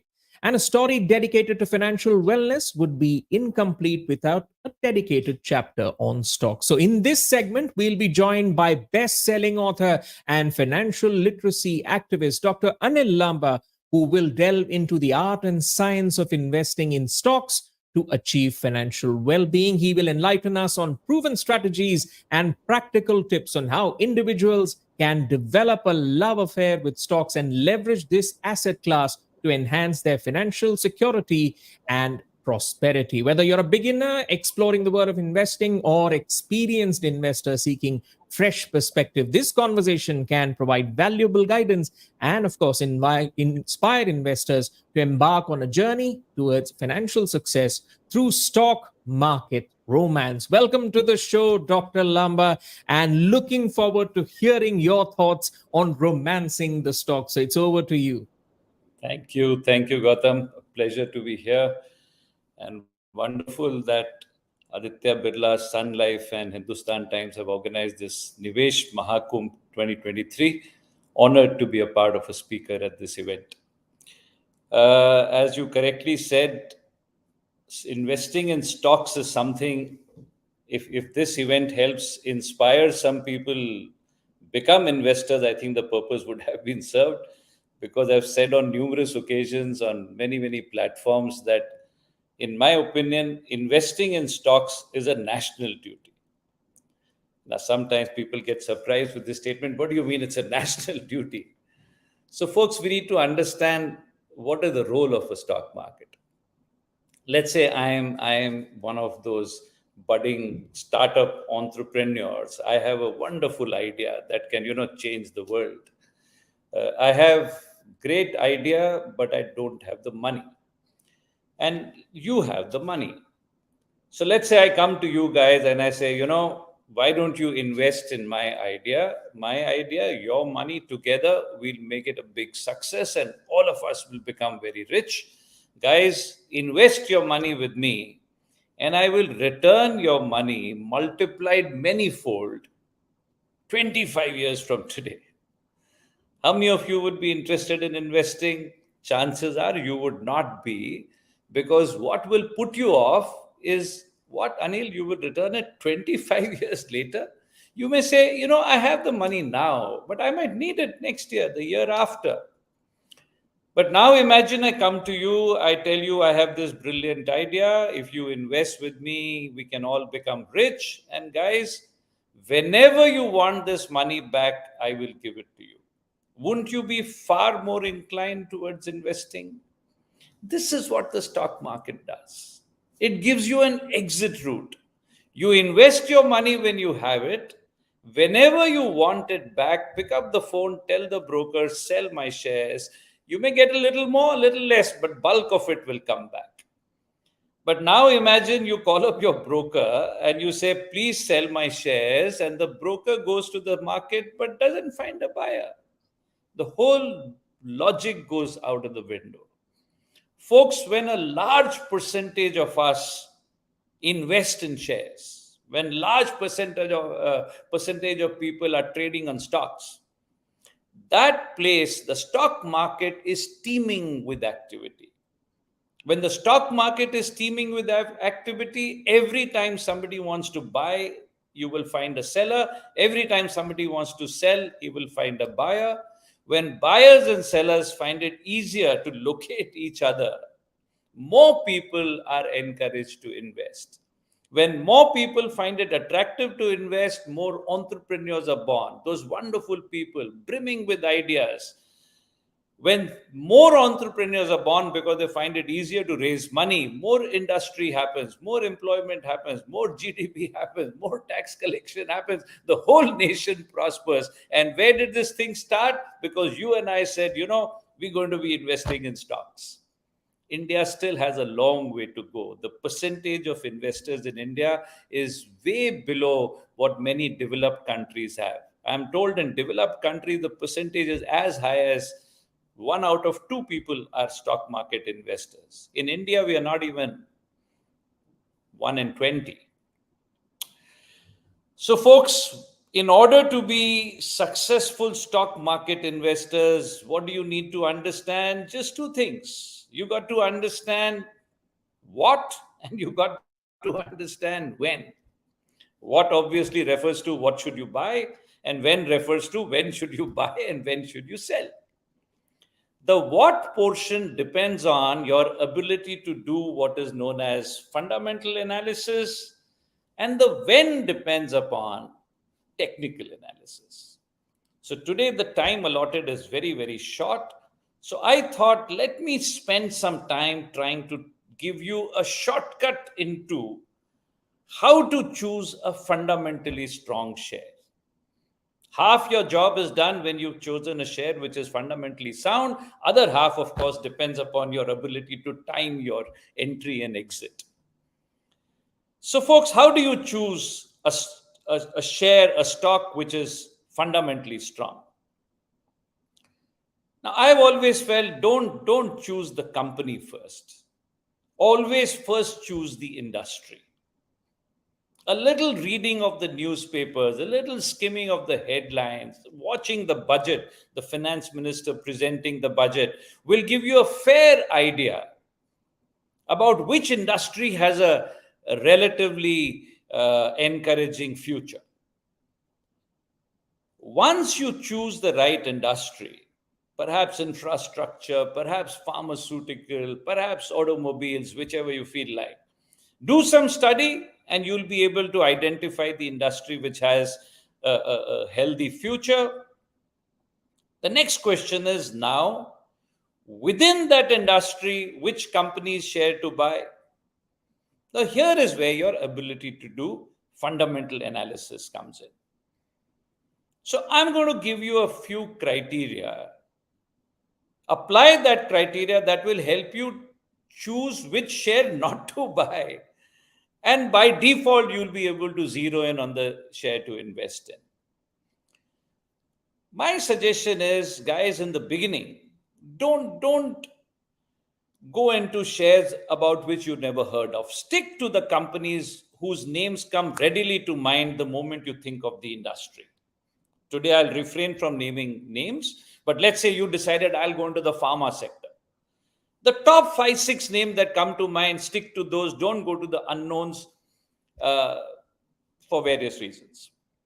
Now, within those 5-6 shares, which one to choose? Here is where I give you some criteria. Folks, a little study, look at the papers, magazines, or multiple internet sites are there where you'll get all this data classified industry-wise. So if you decided to invest in the pharma sector, then go and choose the companies within the pharma sector. And the information will be available to you in a columnar fashion. They will give you data about the name of the company for the year ending so-and-so, what kind of sales did it have, what kind of gross profit did it have, what kind of net profit did it have, what is the earnings per share, and what is the price to earnings ratio, and a few more things. Now, I suggest first look at the turnover column and go a little backward. If right now you're reading this information, right now we happen to be in the month of June, so chances are you have access to data for the year ending 31st March 2023. Little backward, if you go, you'll get for the quarter ending December, as well as the quarter ending September and June, and for the previous year ending. And plot a sales graph. Criteria number 1, make up your mind, I will not buy the shares unless the sales graph is looking to the sky. Folks, there are thousands of companies to choose from. Why would you want to go out of your way and buy the shares of a company whose sales has either started stagnating or started dropping? So make up your mind. First criteria, fundamentally strong share, is the sales should be continuously rising. Then move to the next column, gross profit. What is gross profit, folks? From your sales, if you deduct the direct expenses, you arrive at gross profit. And direct expenses, by and large, the nature is they are variable. What does variable mean? If sales, for example, goes up 20%, the variable cost will also go up 20%, and the gross profit should also go up 20%. So criteria number 2, plot a gross profit graph. And I think the gross profit graph should be at least parallel to the sales graph. If it is improving at a faster pace, it's a huge brownie point. And if gross profit is growing at a pace lower than the increase in sales, it's a complete no-no. So first criteria, sales should be up. Number 2, gross profit should be up at least at the same pace as the increase in sales. Now go to the third column, net profit. What should happen to net profit? From sales, if you minus the direct expenses, you get gross profit. From gross profit, if you minus the indirect expenses. Guys, indirect expenses to a large extent are also fixed in nature. Rent is an indirect expense. If your sales turnover goes up, the rent doesn't go up. The salaries will not go up. Many other costs will not go up. So if sales has, for example, gone up 20%, variable cost will go up 20%, gross profit will go up 20%, but some cost, indirect costs will go up, others won't go up. So profit should be rising at faster than 20%, net profit. So sales graph rising, gross profit parallel to the sales graph, net profit graph should be converging toward the sales graph. If these things are not happening, don't buy the shares. 2 minutes more. Number 4, look at the earnings per share. You know, in all this information, you get company-wise data, classified industry-wise. At the bottom, they give you industry average. Look at the earnings per share, then make sure that the earnings per share are higher than industry average. Any company whose EPS is not as per industry average, you decide I will not buy. What are these 4 criteria helping you to do? They're helping you to choose a fundamentally strong share. Sales is up, gross profit is up, net profit is up, earnings per share is higher than industry average. But do you really want to buy this share? Because it may be very expensive. I am not interested in buying a good share alone. I want to buy a share where I can make profit. And therefore, the 5th criteria, price to earnings ratio. Make sure the price to earning ratio is below the industry average. First 4 criteria will help you choose a fundamentally strong share. The last criteria will ensure you don't land up paying a very heavy price. Guys, if any share meets this criteria, I think you've got a winner. Absolutely. I'm told I've run out of time, so I'll stop over here and open. But you have encapsulated a lot of interesting points in a sort of a practical guidebook for viewers, Dr. Lamba. But before I let you go, just your point of view on a practical strategy or approach that individuals can adopt for balancing the emotional aspect of investing while making sound financial decisions. A quick 30-second point of view from you. There are very many formula-driven methods in which you can do. For example, make up your mind. My division between equity, which is high risk, and safe will be, let's say, 50-50. And every now and then evaluate your portfolio. If the stock market has gone up, obviously the equity becomes more than 50%. It's time to sell some shares and pick up some, safe instruments. And if the equity has fallen, so you go out of emotion then. That means when the markets are falling, you're buying, which otherwise normally you would not do if you get carried away by emotions.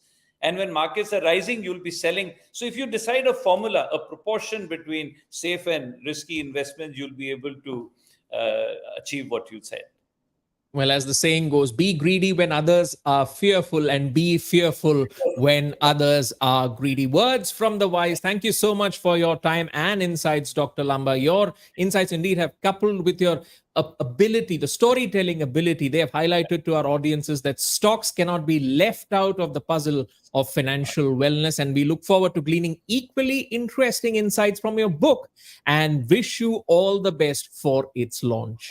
Thank you so much. Thank you so much. Thank you so much, Dr. Lamba. All right, moving on to the next item or the next conversation on our agenda. Please welcome Shobha Rana, host and founder of the Journey Within podcast and co-founder, the Creator Pad, who will be moderating an exchange of ideas around women and retirement planning. Over to you, Shobha.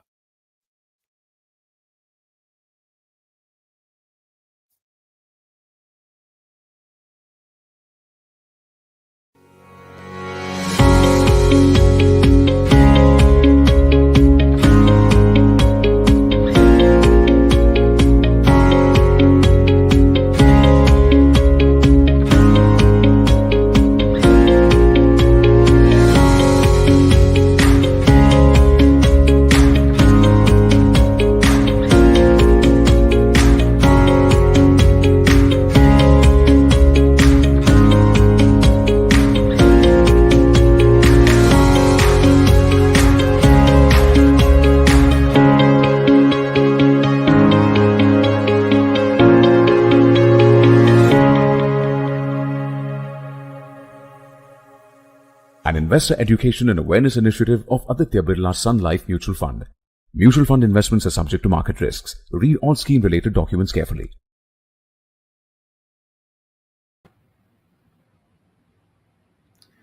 Thank you so much, Gautam, for that lovely introduction. And I'm really excited to be a part of this panel and Nivesh Mahakumbh overall, because it's such a great idea to dive into these conversations about financial planning, management, and of course, holistic financial wellness. Now, this panel is particularly exciting because it focuses on women and retirement planning.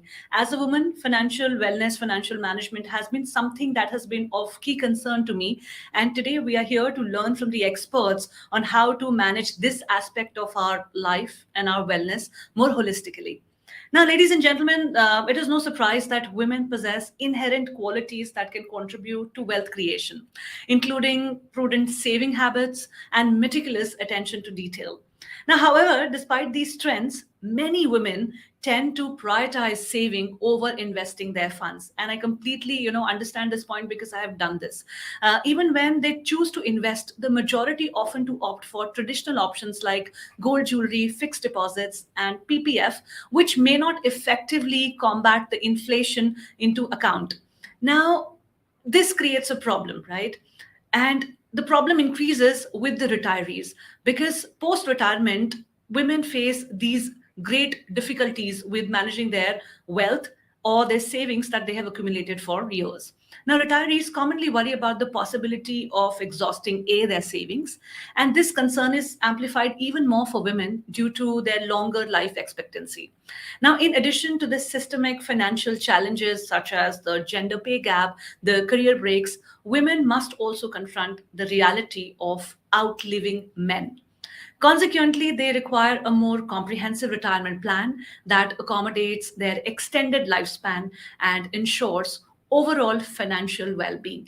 In this segment, our esteemed panel of experts will elaborate on how women can maintain financial wellness in their retirement years without having to depend on others. Now, we have with us on this panel today Ms. Preeti Rathi Gupta, founder for Lakshmi, India's first financial planning platform for women. We also have Ms. Meetu Samar. Yeah, there she is, Ms. Preeti Rathi Gupta. Welcome you on the panel. Thank you. My next panelist. Thank you for joining us. My next panelist is Ms. Meetu Samar, founder, Eminent Strategy Consulting.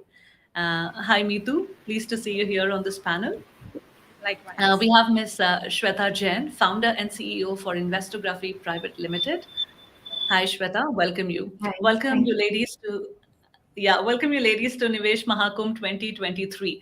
Now, this is going to be an exciting panel because we are talking about financial wellness, of course, but in particularly for women. I would like to start with you, Mitu. Mitu is the founder for Eminence Strategy Consulting. Now, I'd like to start by posing a question to you. You mentioned offline that financial wellness and retirement planning actually worked in your favor and helped you pursue your passion as an entrepreneur after working in the corporate world. Now, something that many of us aspire to achieve. Now, please tell our viewers that how financial planning helped you in particular, and how such planning is trickier for women compared to men. And if that's the case, then how can it be addressed more effectively? Sure. Hi, everybody. My journey towards investment and financial planning started out almost like anybody else, who starts with the typical PPF, like you pointed out, gold and NSC, those kind of investment tools. And it was only after working for a few years when I joined a mutual fund company that I understood this whole concept of asset allocation, power of compounding, all these jargons started coming at us. And I realized, oh, what a big miss that as an investor, that we were doing. And soon enough, I happened to meet my financial advisor. In fact, I would call him my financial coach because he not only helped us in planning our money well and planning for our investment well, but more importantly, he instilled financial discipline in us. So every time that I chose to make a irrelevant investment option, like gold or anything like that, instead of gold ETF, say for instance, or whenever I chose to go for a more irrelevant spending option, he would tell me that me to always put it through the filter of needs versus want, that this decision is coming out of your need or your want. And it's very important that we be very rational in our investment decision making, and be very rational with the hard earned money that we have, and not get emotional about it. And the second important thing that he highlighted was the whole power of compounding, right? So insisted that we should never break our SIP, or we should never take, any of these investment disciplines lightly. And trust me, 20 years I have been investing in mutual funds as an investment tool, and not even a single break in any of my SIPs or any of my, plans to invest in the lump sum amounts as well. So that really helped. So I would say what helped me transition, one would be having that whole financial planning in place. Second, having that financial discipline again instilled in me through the guidance of a perfect financial advisor. A great combination of these three really helped me move towards financial independence. And just answering your question on, is it really different for men or women? I would say if you have the right advisor, it's not really different for men or women. Actually, I would say that being a woman becomes an advantage because there is a societal stereotype that men are the providers for the family, right? So then what do you do with your own income? You invest prudently, you invest wisely and consistently. So all these three help me as an investor. Thank you so much, Mitu, for that lovely answer. And financial mentor on board, if one can get the right guidance to come out of this very traditional mindset towards investment that we typically have, I think that's a great point to be taken away from this answer. Now, I would like to steer the conversation towards you, Preeti, who's the founder for Lakshmi. Now, Preeti, if you were to tell women who have no prior investing experience to start building a reservoir for their retirement, what would you recommend as the first steps, and what asset classes should they consider? Thank you, Shobha, for this question, and thank you, Aditya Birla Capital and Hindustan Times for conducting this and actually having a segment for women. I think that is very exciting, and we are very, very grateful. And the fact that we are all women here on a panel is just, I think it goes to say that women are getting more and more active with their money management skills. To your question, look, I think before we even start with all of this, there's one important pertinent point that I'd like to say. I think I just heard Meetu, and I think Meetu is one of those really fortunate women to be a part of it, to be part of the industry and really learn this whole piece of investing, compounding, SIPs early on, right? But what we've seen across the board is that typically women retire with 1/10 the wealth that men do. You mentioned a lot of points like gender pay gap and career peaks, etc. But most importantly, it's because of the investment decisions they take of the money that they've earned. Most of this money being in fixed deposits and gold. And to me, I think that should be a beginning point for a woman to realize that she's actually retiring towards poverty if she's not making the right decisions with her money. Um, when women come to Lakshmi and we help them start their retirement planning, we actually do something known as the financial fitness boot camp. And the one thing that we stress on is that, cut out all the noise, because what we hear is women telling us, I don't have the time to research, so much. And how do I decide which mutual fund, etc. And we actually tell them that cut out all the noise and begin with an asset allocation strategy as you go towards, as you build your fund towards, as you build your retirement fund, right? And the younger you are, the more heavier you should be on equity. By the way, we always recommend that do it through mutual funds, whichever asset class, use mutual funds as a tool, because it's a very effective tool, especially for somebody who is not an active stock investor, etc. So say, for example, if you're in your early 20s and 30s, actually early 20s, the minute you start earning is when you should start building your retirement fund. The heavier you put, the more money you put towards equity, and you put some amount of money towards debt and gold. I think between these three things, your retirement planning is done. And as you grow older, you actually start moving money from equity slowly into debt, because asset allocation is actually the most critical tool that you need to follow. A lot of women actually don't start their investment journey because they worry that, oh my God, I don't know which fund, I don't know what equity means, I don't know what debt means. I think just a basic knowledge about these three asset classes, start with mutual funds. Like I said, heavier allocation towards equity as you're younger. There are thumb rules available, but I always say those are thumb rules. Personal finance has to be personalized to you. But a good beginning point is, say you are 20, then 80%, 100 minus 20. So 80% of your investment should go into equity. And as you grow older, if you're 40, then you move more money towards debt to give you the more sort of stable returns. So that's how, I would recommend, and really sort of make it very simple, because actually your retirement planning can be very, very simple. Very well said. There's clearly a mindset gap that sort of hinders us as women to take up the subject of financial planning, management, and planning for our retirement more effectively into account. So, thank you for addressing that issue and guiding a lot of women to take this up more seriously and to manage their finances more effectively while they can. Now, I'll like to bring in another factor that we need to consider during this conversation. Now, there's an ample biological evidence that women tend to live longer than men. Now, I'd like to bring you in, Shweta, who's the founder and CEO for Investography. I'm curious to know your thoughts on how women should factor in this longevity risk when planning for their retirement, and what strategies can they employ to ensure their financial security throughout their retirement years.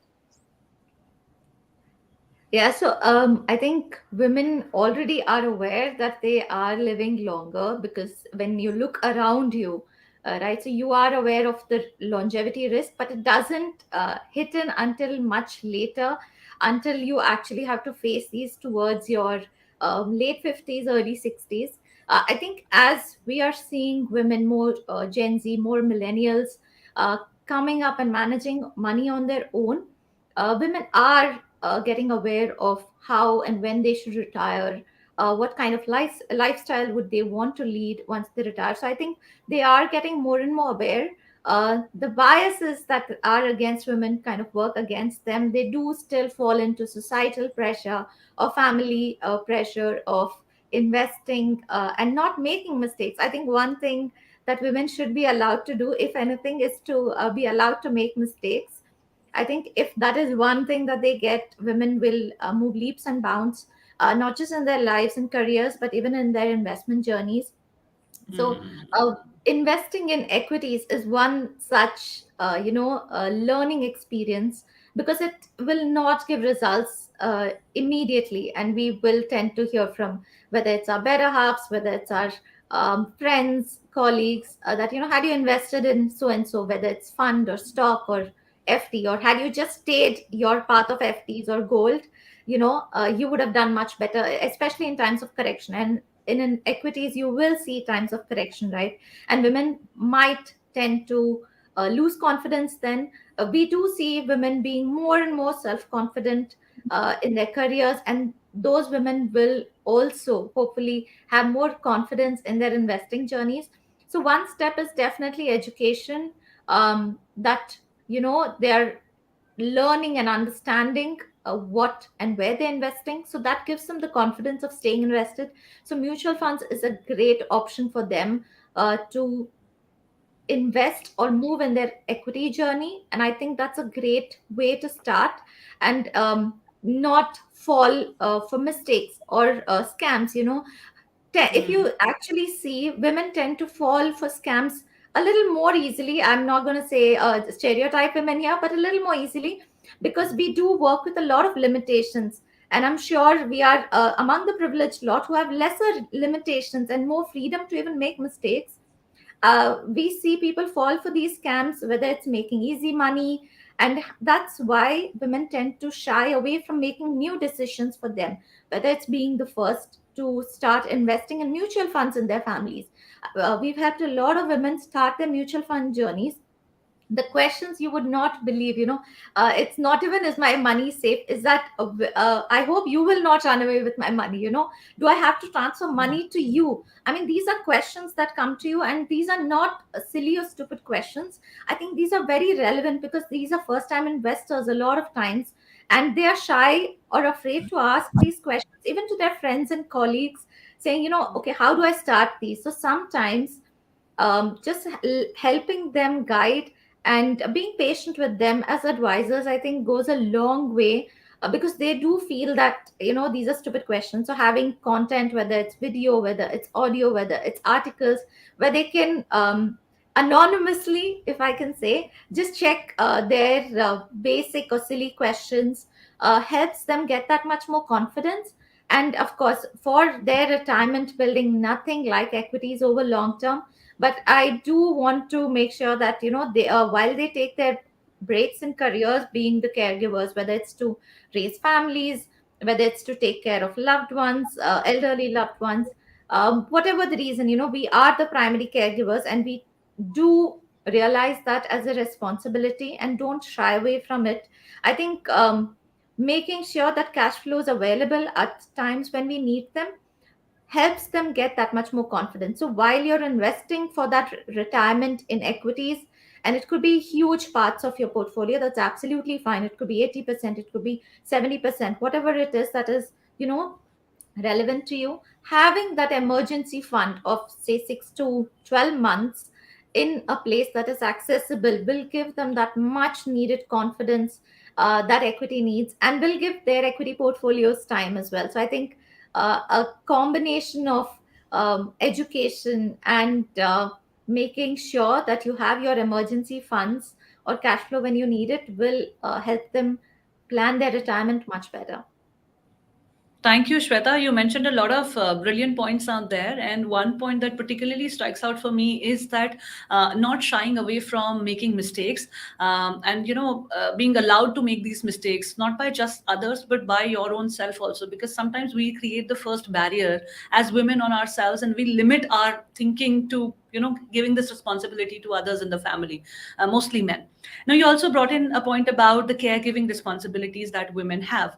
I would like to now bring in conversation Meetu, who's the founder for Eminent Strategy Consulting. Once again, Meetu, we spoke about the caregiving responsibilities and the disproportionate burden that women face in the household chores and other responsibilities. So finding time to manage the asset allocation for them becomes a significant challenge. Now, consequently, a significant number of women end up entrusting their portfolios to their partners or other family members. Now, what advice do you have for women who find it overwhelming to navigate through these complexities of asset allocation? And the interesting part, Shobha, is that the challenges are not just these. Some are self-inflicted also. So we love saying that, oh, numbers worry me, and I'm not a great financial planner, and my husband handles my portfolio. And sometimes we take a lot of pride in it as well. So there are variety of challenges that we face. What my advice would be, don't bother so much about the nitty gritties, right? So it's like, if I intend to go from Bombay to Delhi, I'll simply take a flight, board it, sit back and relax, right? I cannot be the pilot, right? So there is an expert who's trained, who's a pilot. He or she will take me safely to my destination. I would say investment journey is pretty much like that, right? So we don't have to be expert as investors when we are planning to do our investment journey. There are experts like Shweta and Preeti. We have to seek their help, and they do incredible job, right? So we have to take their help. They are the experts, help them understand our background, our challenges, and so on. But important to entrust the experts for this. That's point one. But still, suppose we want to take care of our own portfolio, then I would say mutual funds really help, because, and I'm saying it from my personal journey, while I did have a great advisor, I truly believe that mutual funds also come with an inbuilt asset allocation strategy on its own, right? So you have variety of funds. You want to buy gold, instead buy gold ETF, right? And it has all those flexibilities that one can look for. Balance advantage fund, again, automatically it does the allocations for you. So simple things as these, if you pay attention to and leave the decision to the expert, I think that will help. So three things that stand out for me: having a financial portfolio, having a portfolio which is well planned, being simple and consistent in your approach, and following a discipline where you can balance between your needs and want. These three things, if you handle yourself properly, I think rest of the asset allocation will be taken care of. And of course, depend on great advisors; they would do a great job for you. Hmm. Very well said, Meetu. A lot of pointers to be taken away from your conversation, and also the point that is coming up again and again, that all of you are sort of insisting on, is mutual funds. And I do think that it's a great option, because, like you said, it also comes with its own asset allocation segment. So you have to sort of worry less about that, and maybe research less about that. So yeah, so moving from there to our next question. Now, based on our familial experiences with mothers and grandmothers, gold has consistently served as a preferred avenue for women to establish a financial safety net. I have seen this in my family, and in typical Indian families, this has been the case always. Now, Preeti, I would like to bring in your thoughts on the viability of investing in gold as a means to build a substantial retirement fund for women. So actually, you're absolutely right. I mean, I think when we look at numbers, and we typically talk to women in the middle income and lower middle income segment, and we know that there is about $450 billion worth of savings sitting in fixed deposits and gold, right? So for us, I think that it's a very important recognition, because I think traditionally the two asset classes that we've seen our parents or our mothers put money in has been fixed deposit and gold. Uh, it's also a huge opportunity for us. I think as a platform, one of the things that we've done is used the fact that women have comfort in investing into gold become their first step towards mutual funds via gold mutual funds or savings funds, right? And trying to explain to them how jewelry is not an investment, and actually putting out numbers and saying that if you invest 1,000 rupees in physical gold or investment or digital gold versus a gold mutual fund, this is how it benefits you. I have to add sovereign gold bonds there as well, if women can put in a gram of gold like an SIP every month. So it's actually a huge opportunity to sort of shift behavior from physical gold, and actually the first step towards investing into mutual funds. I do think that gold should be a part of asset allocation, maybe a very small amount, because we find comfort, because it still remains to be, for example, in the last 1.5 years, gold has given a better return than equities has. So sometimes it's sort of, that's sort of the function of any asset class in your portfolio, right? Diversification. But over a long term period, we know that gold hasn't given you, post tax inflation beating returns. Equity is that one asset class that has. Um, but like I keep saying, I think as a woman personally, if I had to put my portfolio, I know that in my mind, if there is even a 5% asset allocation towards gold, it gives me some sort of peace that, I have some money in an asset class that I understand really well. So I think I would always say, let it be a 5-10% of your portfolio, not more. In fact, part of the debt piece of your portfolio. However, do remember that gold is a long-term investment, as opposed to a debt fund that, or debt asset class that you may put your money in.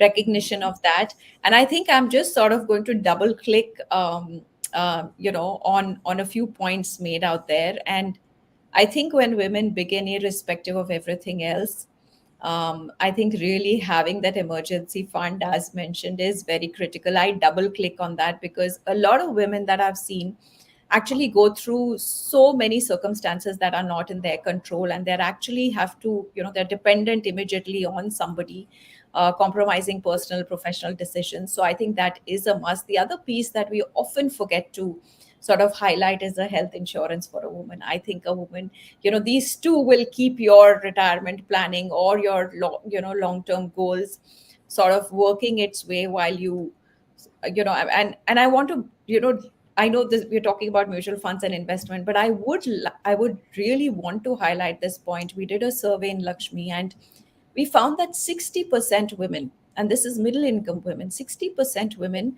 post COVID had no health insurance. That, I mean, in a country like India, probably not a shocking number, but I think personally for women it is a must. That's the first thing that you should, even if you have an insurance, corporate insurance, make sure that you have adequate to cover yourself, as well as family, for as for like any medical emergencies that may come up, and we know the world we live in. So yeah, gold, I think for me will always, it's something I will ascribe to, but a very small portion always. Yeah, there is surely a comfort and an affinity factor associated to gold being some part of our asset allocation or some part of our, savings plan for a secure financial future. But yeah, like you said, all the other points need to be considered, and we need to sort of educate ourselves more as women in particular to be more averse with the latest in the space of financial planning and management. Now, I will bring in another conversation with Shweta, who's here with us on the panel. Now, Shweta, women investors in India often face challenge in finding confidence to invest independently. Now, this contributes to their tendency towards risk aversion. This lack of confidence can be attributed to various factors such as societal norms, limited financial literacy, and perceived barriers in accessing investment opportunities.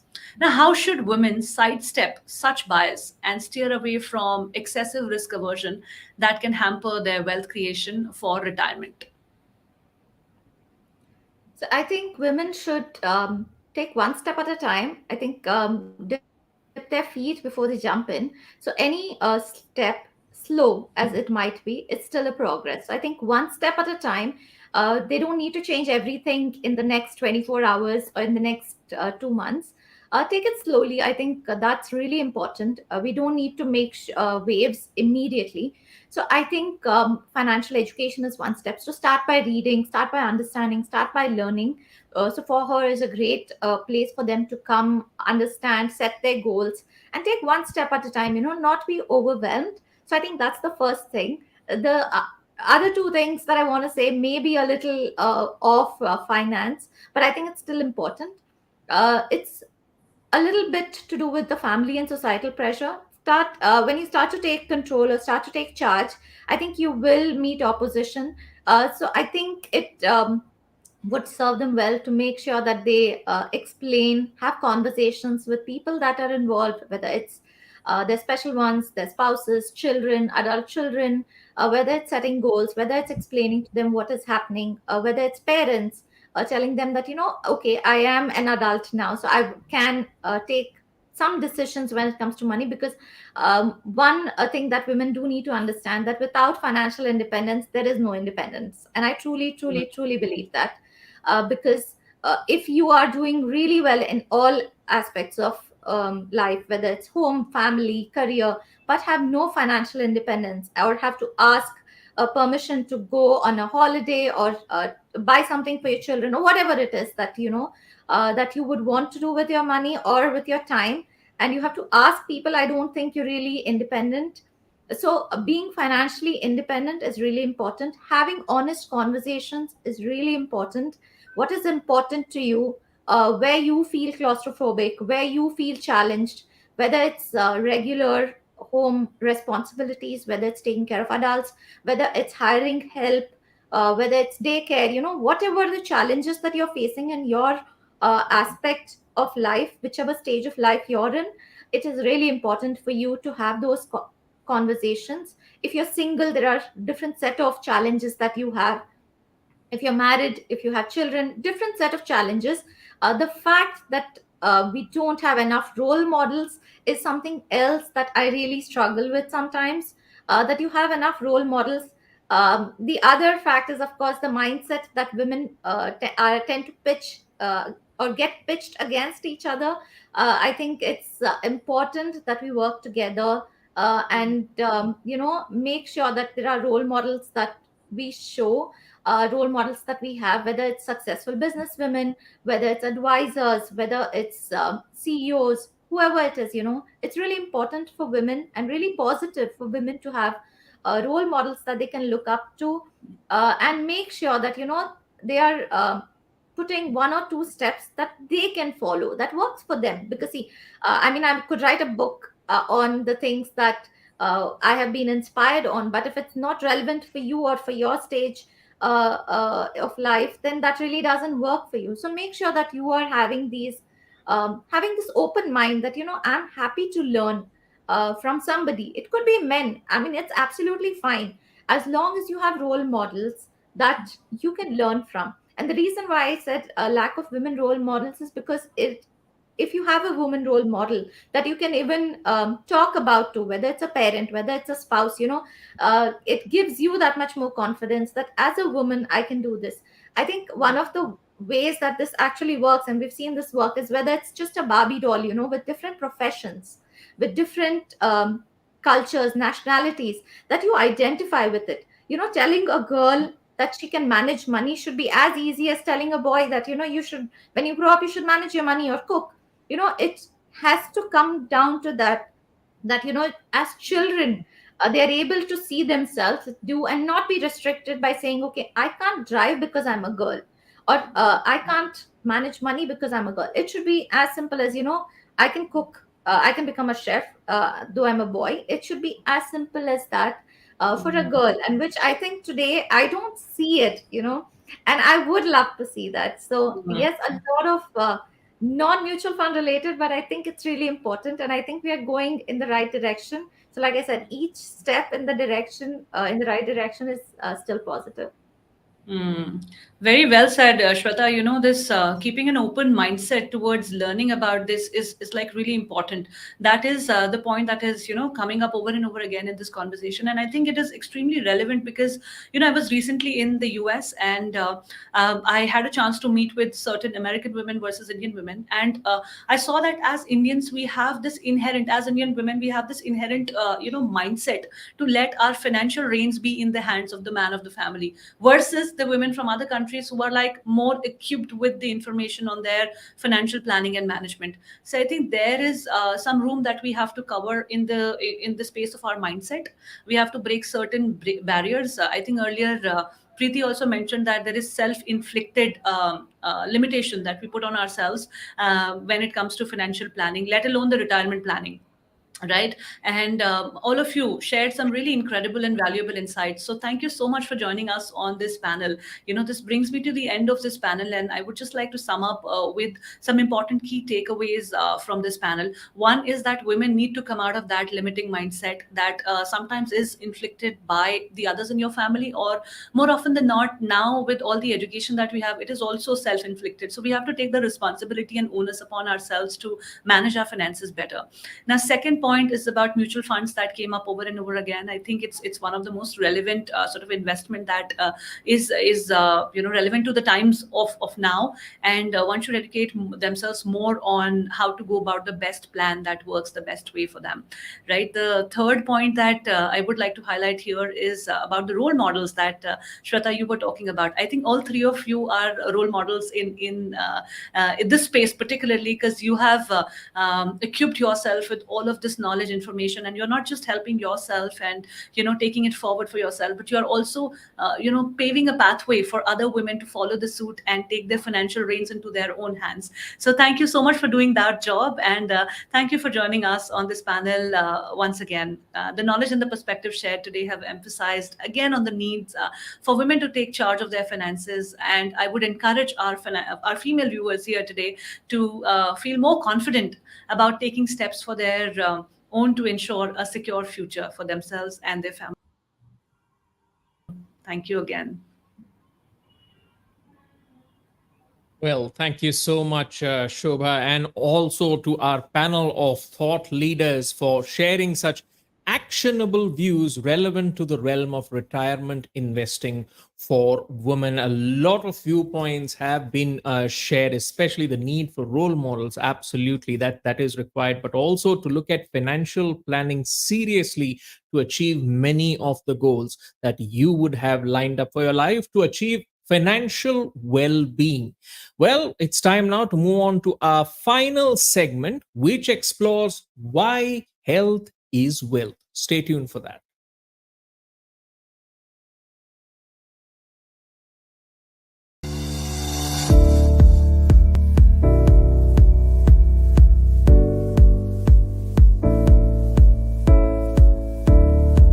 We believe that a determined woman can move mountains, and with wings of encouragement, she can soar higher than ever.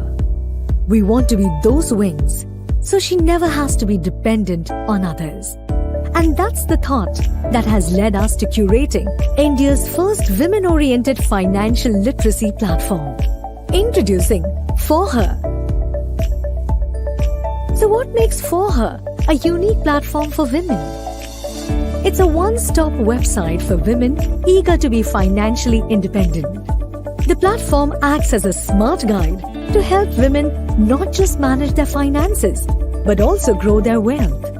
There are 4 important sections on the site that enable women to get a hold of their finances with ease. Read, watch, listen, and learn. Let us quickly take you through the website so you can get started on making the most of it. To kickstart, all you need to do is create an account by clicking on the Create Account tab.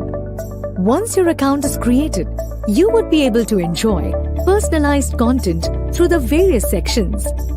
Under Read, you can enjoy a repository of informative articles on investing and finance. If you are on the move, you can tune into our engaging podcasts through the Listen section.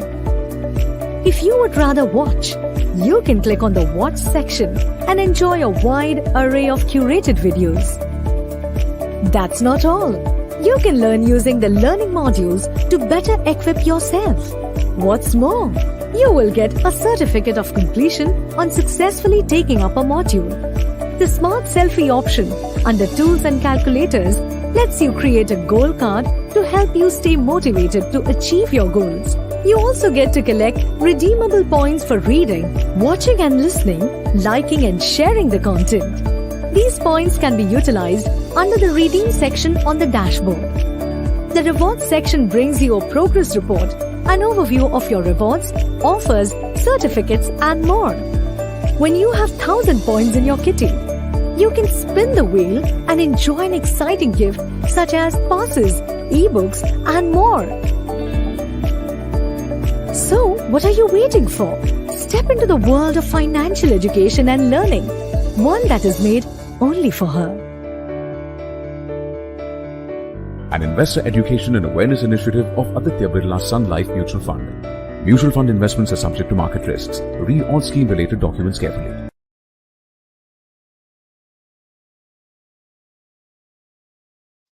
All right, onwards to the final item of our agenda, the importance of physical and mental wellness with a very esteemed speaker. But before that, just to set the context, while the other segments of Nivesh Mahakumbh 2023 have touched upon financial wellness, it is fitting that the concluding session takes us into the world of physical and mental wellness, because comprehensive well-being can only be achieved by acknowledging the connections between these three aspects of our existence. So we have with us Dr.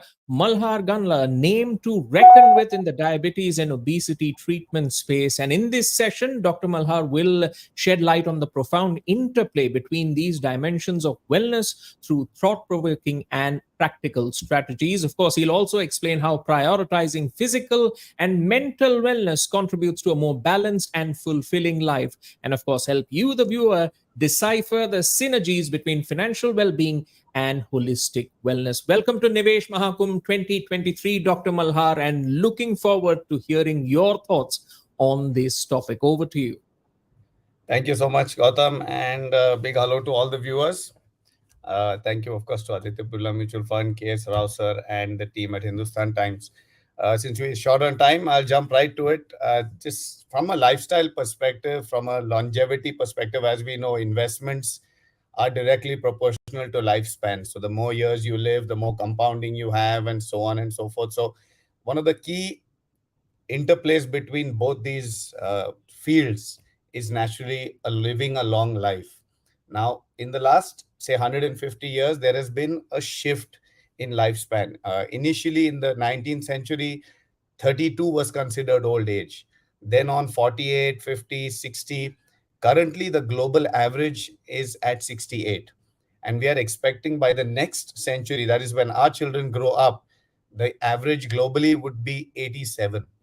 Now, having known this information, what's more important than just living a long life is how long is your health span, which is how many of these years are you healthy, productive, in a position to make money, which is actively go out there and earn and do your SIPs and so on. And how many years will you be living on systematic withdrawal plans?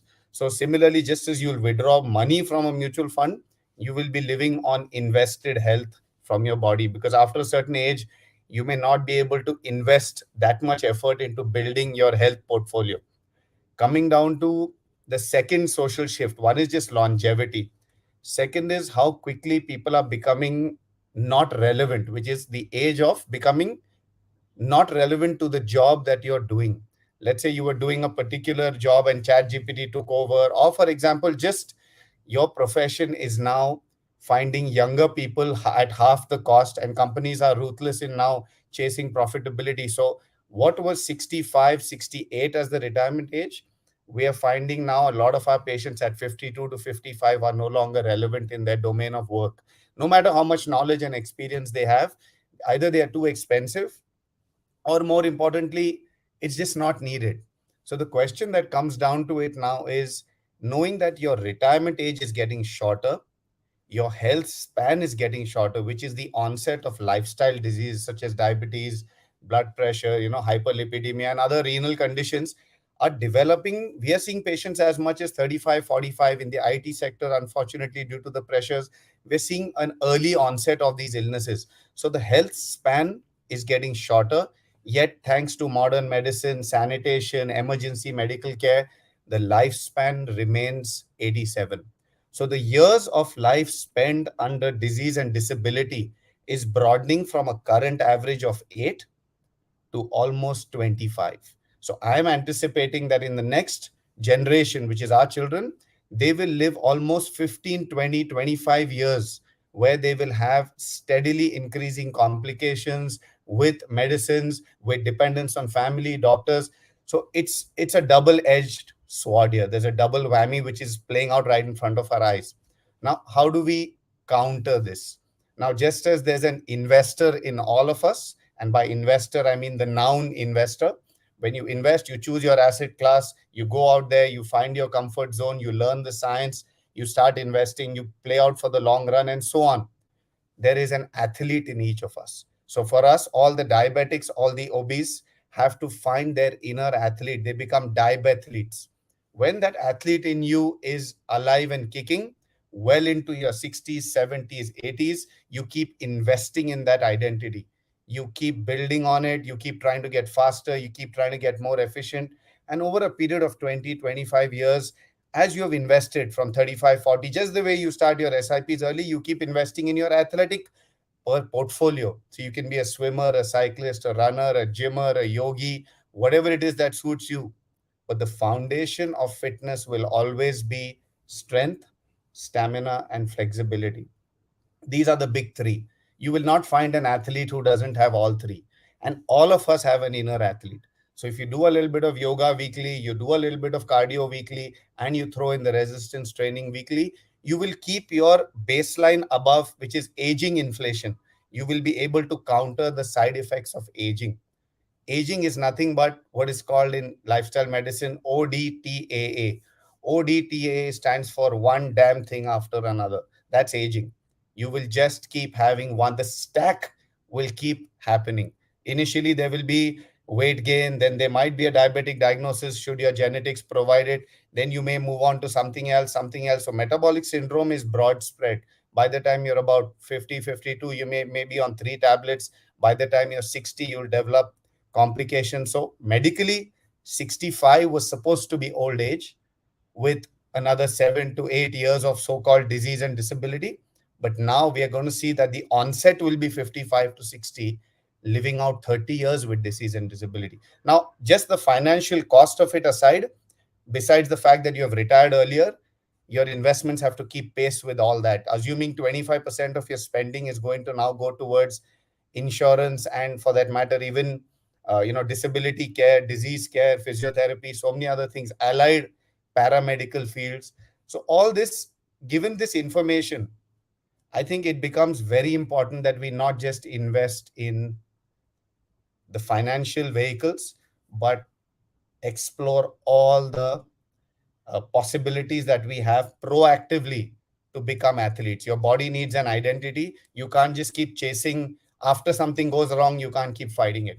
So I feel personally that, if each of us takes the time to find their inner athlete and then nurture it and cultivate it, and not just have that one-time event, oh, I did Leh Ladakh, oh, I did this trek, and you can't keep quoting. That's like having a one-off financial luck. You sold something, or you made a random amount of money in certain investments, but that's not going to work in the long run. Similarly, in the athlete thing, running one marathon is not going to cut it. There has to be an SIP there. So weekly portfolio of strength, stamina, flexibility, combined with, of course, rationality in eating. We can't say that eating will always be under control in an upper middle class existence. Eating out twice or thrice has become normal in a week. But yet some amount of sensible eating has to start kicking in as you get older. Okay, so that's where I'm coming from for this time limit. And No, you have shared some views which have already been echoed a lot during the course of some of our conversations, especially as you mentioned, life throws one damn thing after the other. And therefore, it becomes important for all of us to nurture that inner athlete, that endurance athlete, rather, I would say, because life is a highway and you need to know how to ride it. And as you mentioned earlier, while we looked at retirement as a post 60, 65 phenomenon, unfortunately, due to a host of lifestyle issues, in a sense, you have started preparing for it when you're 50, 55, because you might be battling with some of the effects of lifestyle diseases which come about. So you need to plan yourself financially as well. But one aspect I want to get your viewpoint on, Dr. Malhar, is that when things are going slow and steady, it's fine. You can sort of tell your inner athlete to keep up pace and be disciplined. The issue comes when challenges come about, and financial challenges. When we look at it, it can be a job. Say tomorrow chat gpt comes and say your job's going away, or in a sense there are financial setbacks which happen. How can the challenges which impact mental and physical well-being, how can they be dealt with, and what steps can individuals take to mitigate their effects? Are there any specific say financial practices or habits that promote better overall well-being, and if so, how can individuals sort of integrate them into their daily lives? In my perspective, I have seen that most people who have aged gracefully, so to speak, the whole concept comes down to graceful aging is letting go of what doesn't work for them. So when we see a lot of patients who are very comfortable, even though they develop a physical or a financial setback, is they are very secure in their chosen age of life.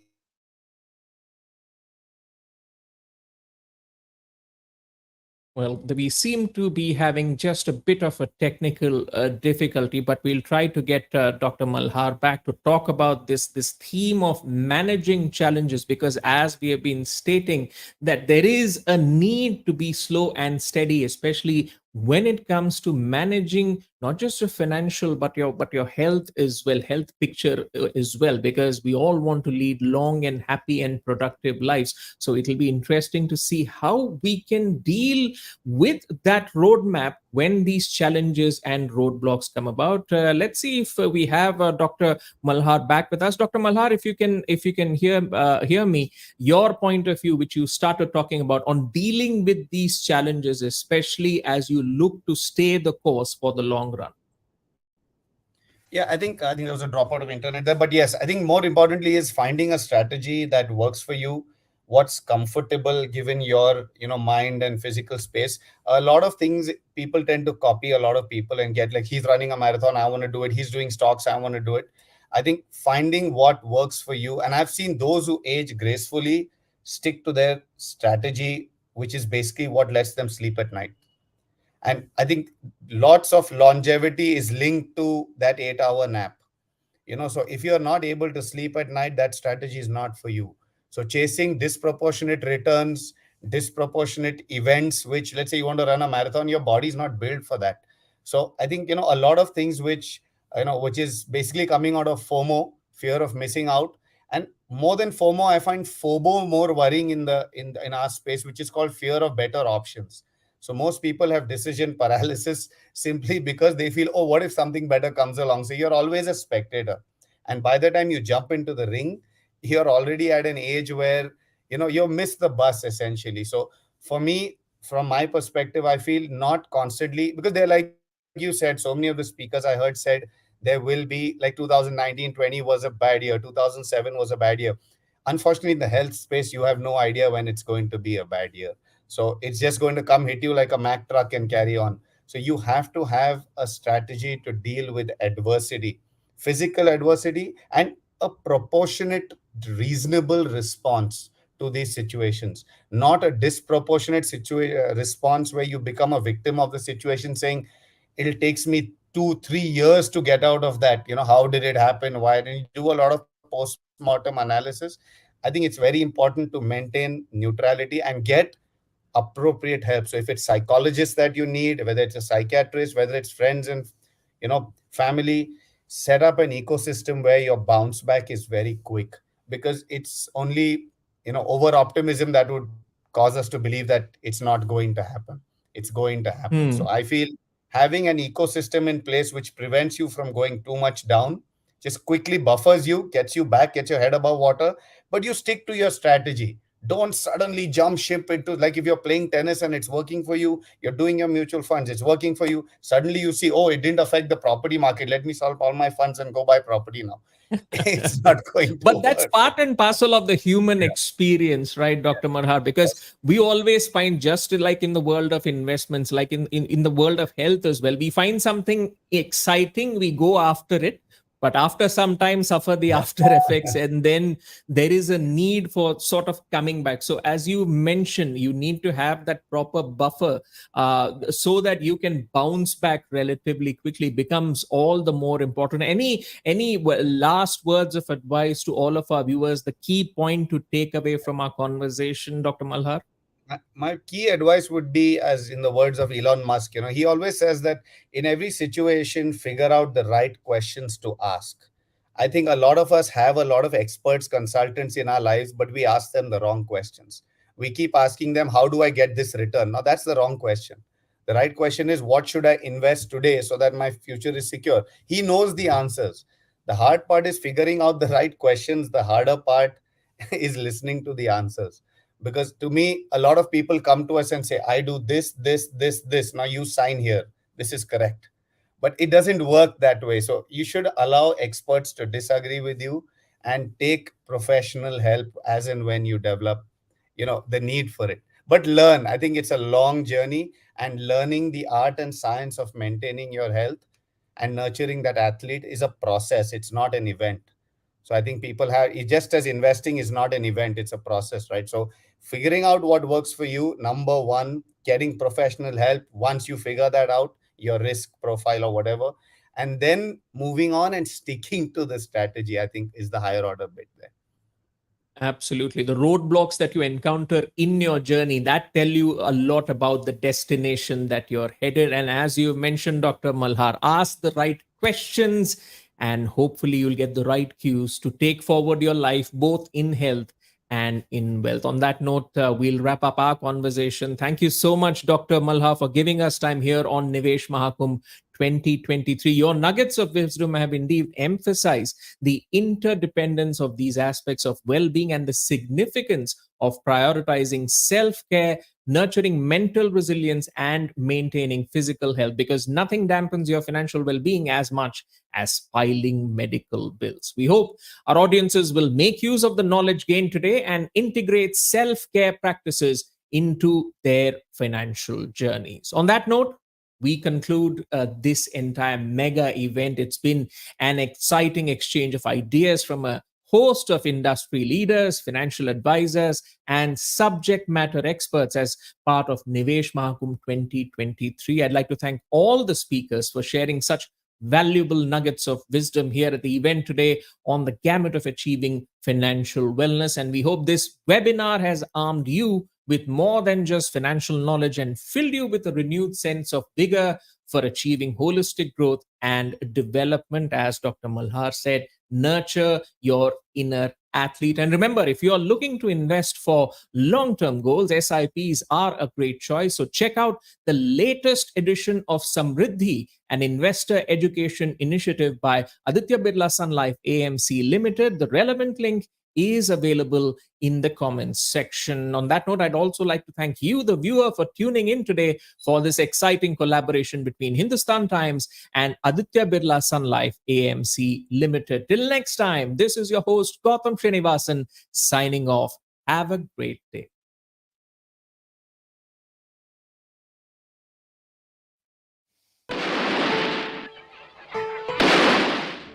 Amritkal, from the tryst with destiny in 1947 to an economic superpower at 100 in the year 2047. This is the Amritkal, racing ahead at a cheetah's pace. India is expected to be a 3,200 lakh crore rupee economy, making it the second largest in the world. Helping India's cause is the world's largest working age population, with a median age of just 31 years by 2030. That Amritkal is here is evident since India is already the 5th largest economy in the world, has forex reserves of over $550 billion. An $84 billion plus FDI flew into India in 2021-22 and have over 100 unicorns and counting. Exports of manufactured goods at rupees 31.46 lakh crore in 2021-22 shows that the Make in India lion is roaring like never before. It's now time to make your investments roar. giving you an opportunity to ride on India's economic boom. Grow your money with India. Time for your tryst with investments as India enters Amrit Kal. This is the time to invest. This is the Nivesh ka Amrit Kal. Mutual fund investments are subject to market risks. Read all scheme-related documents carefully.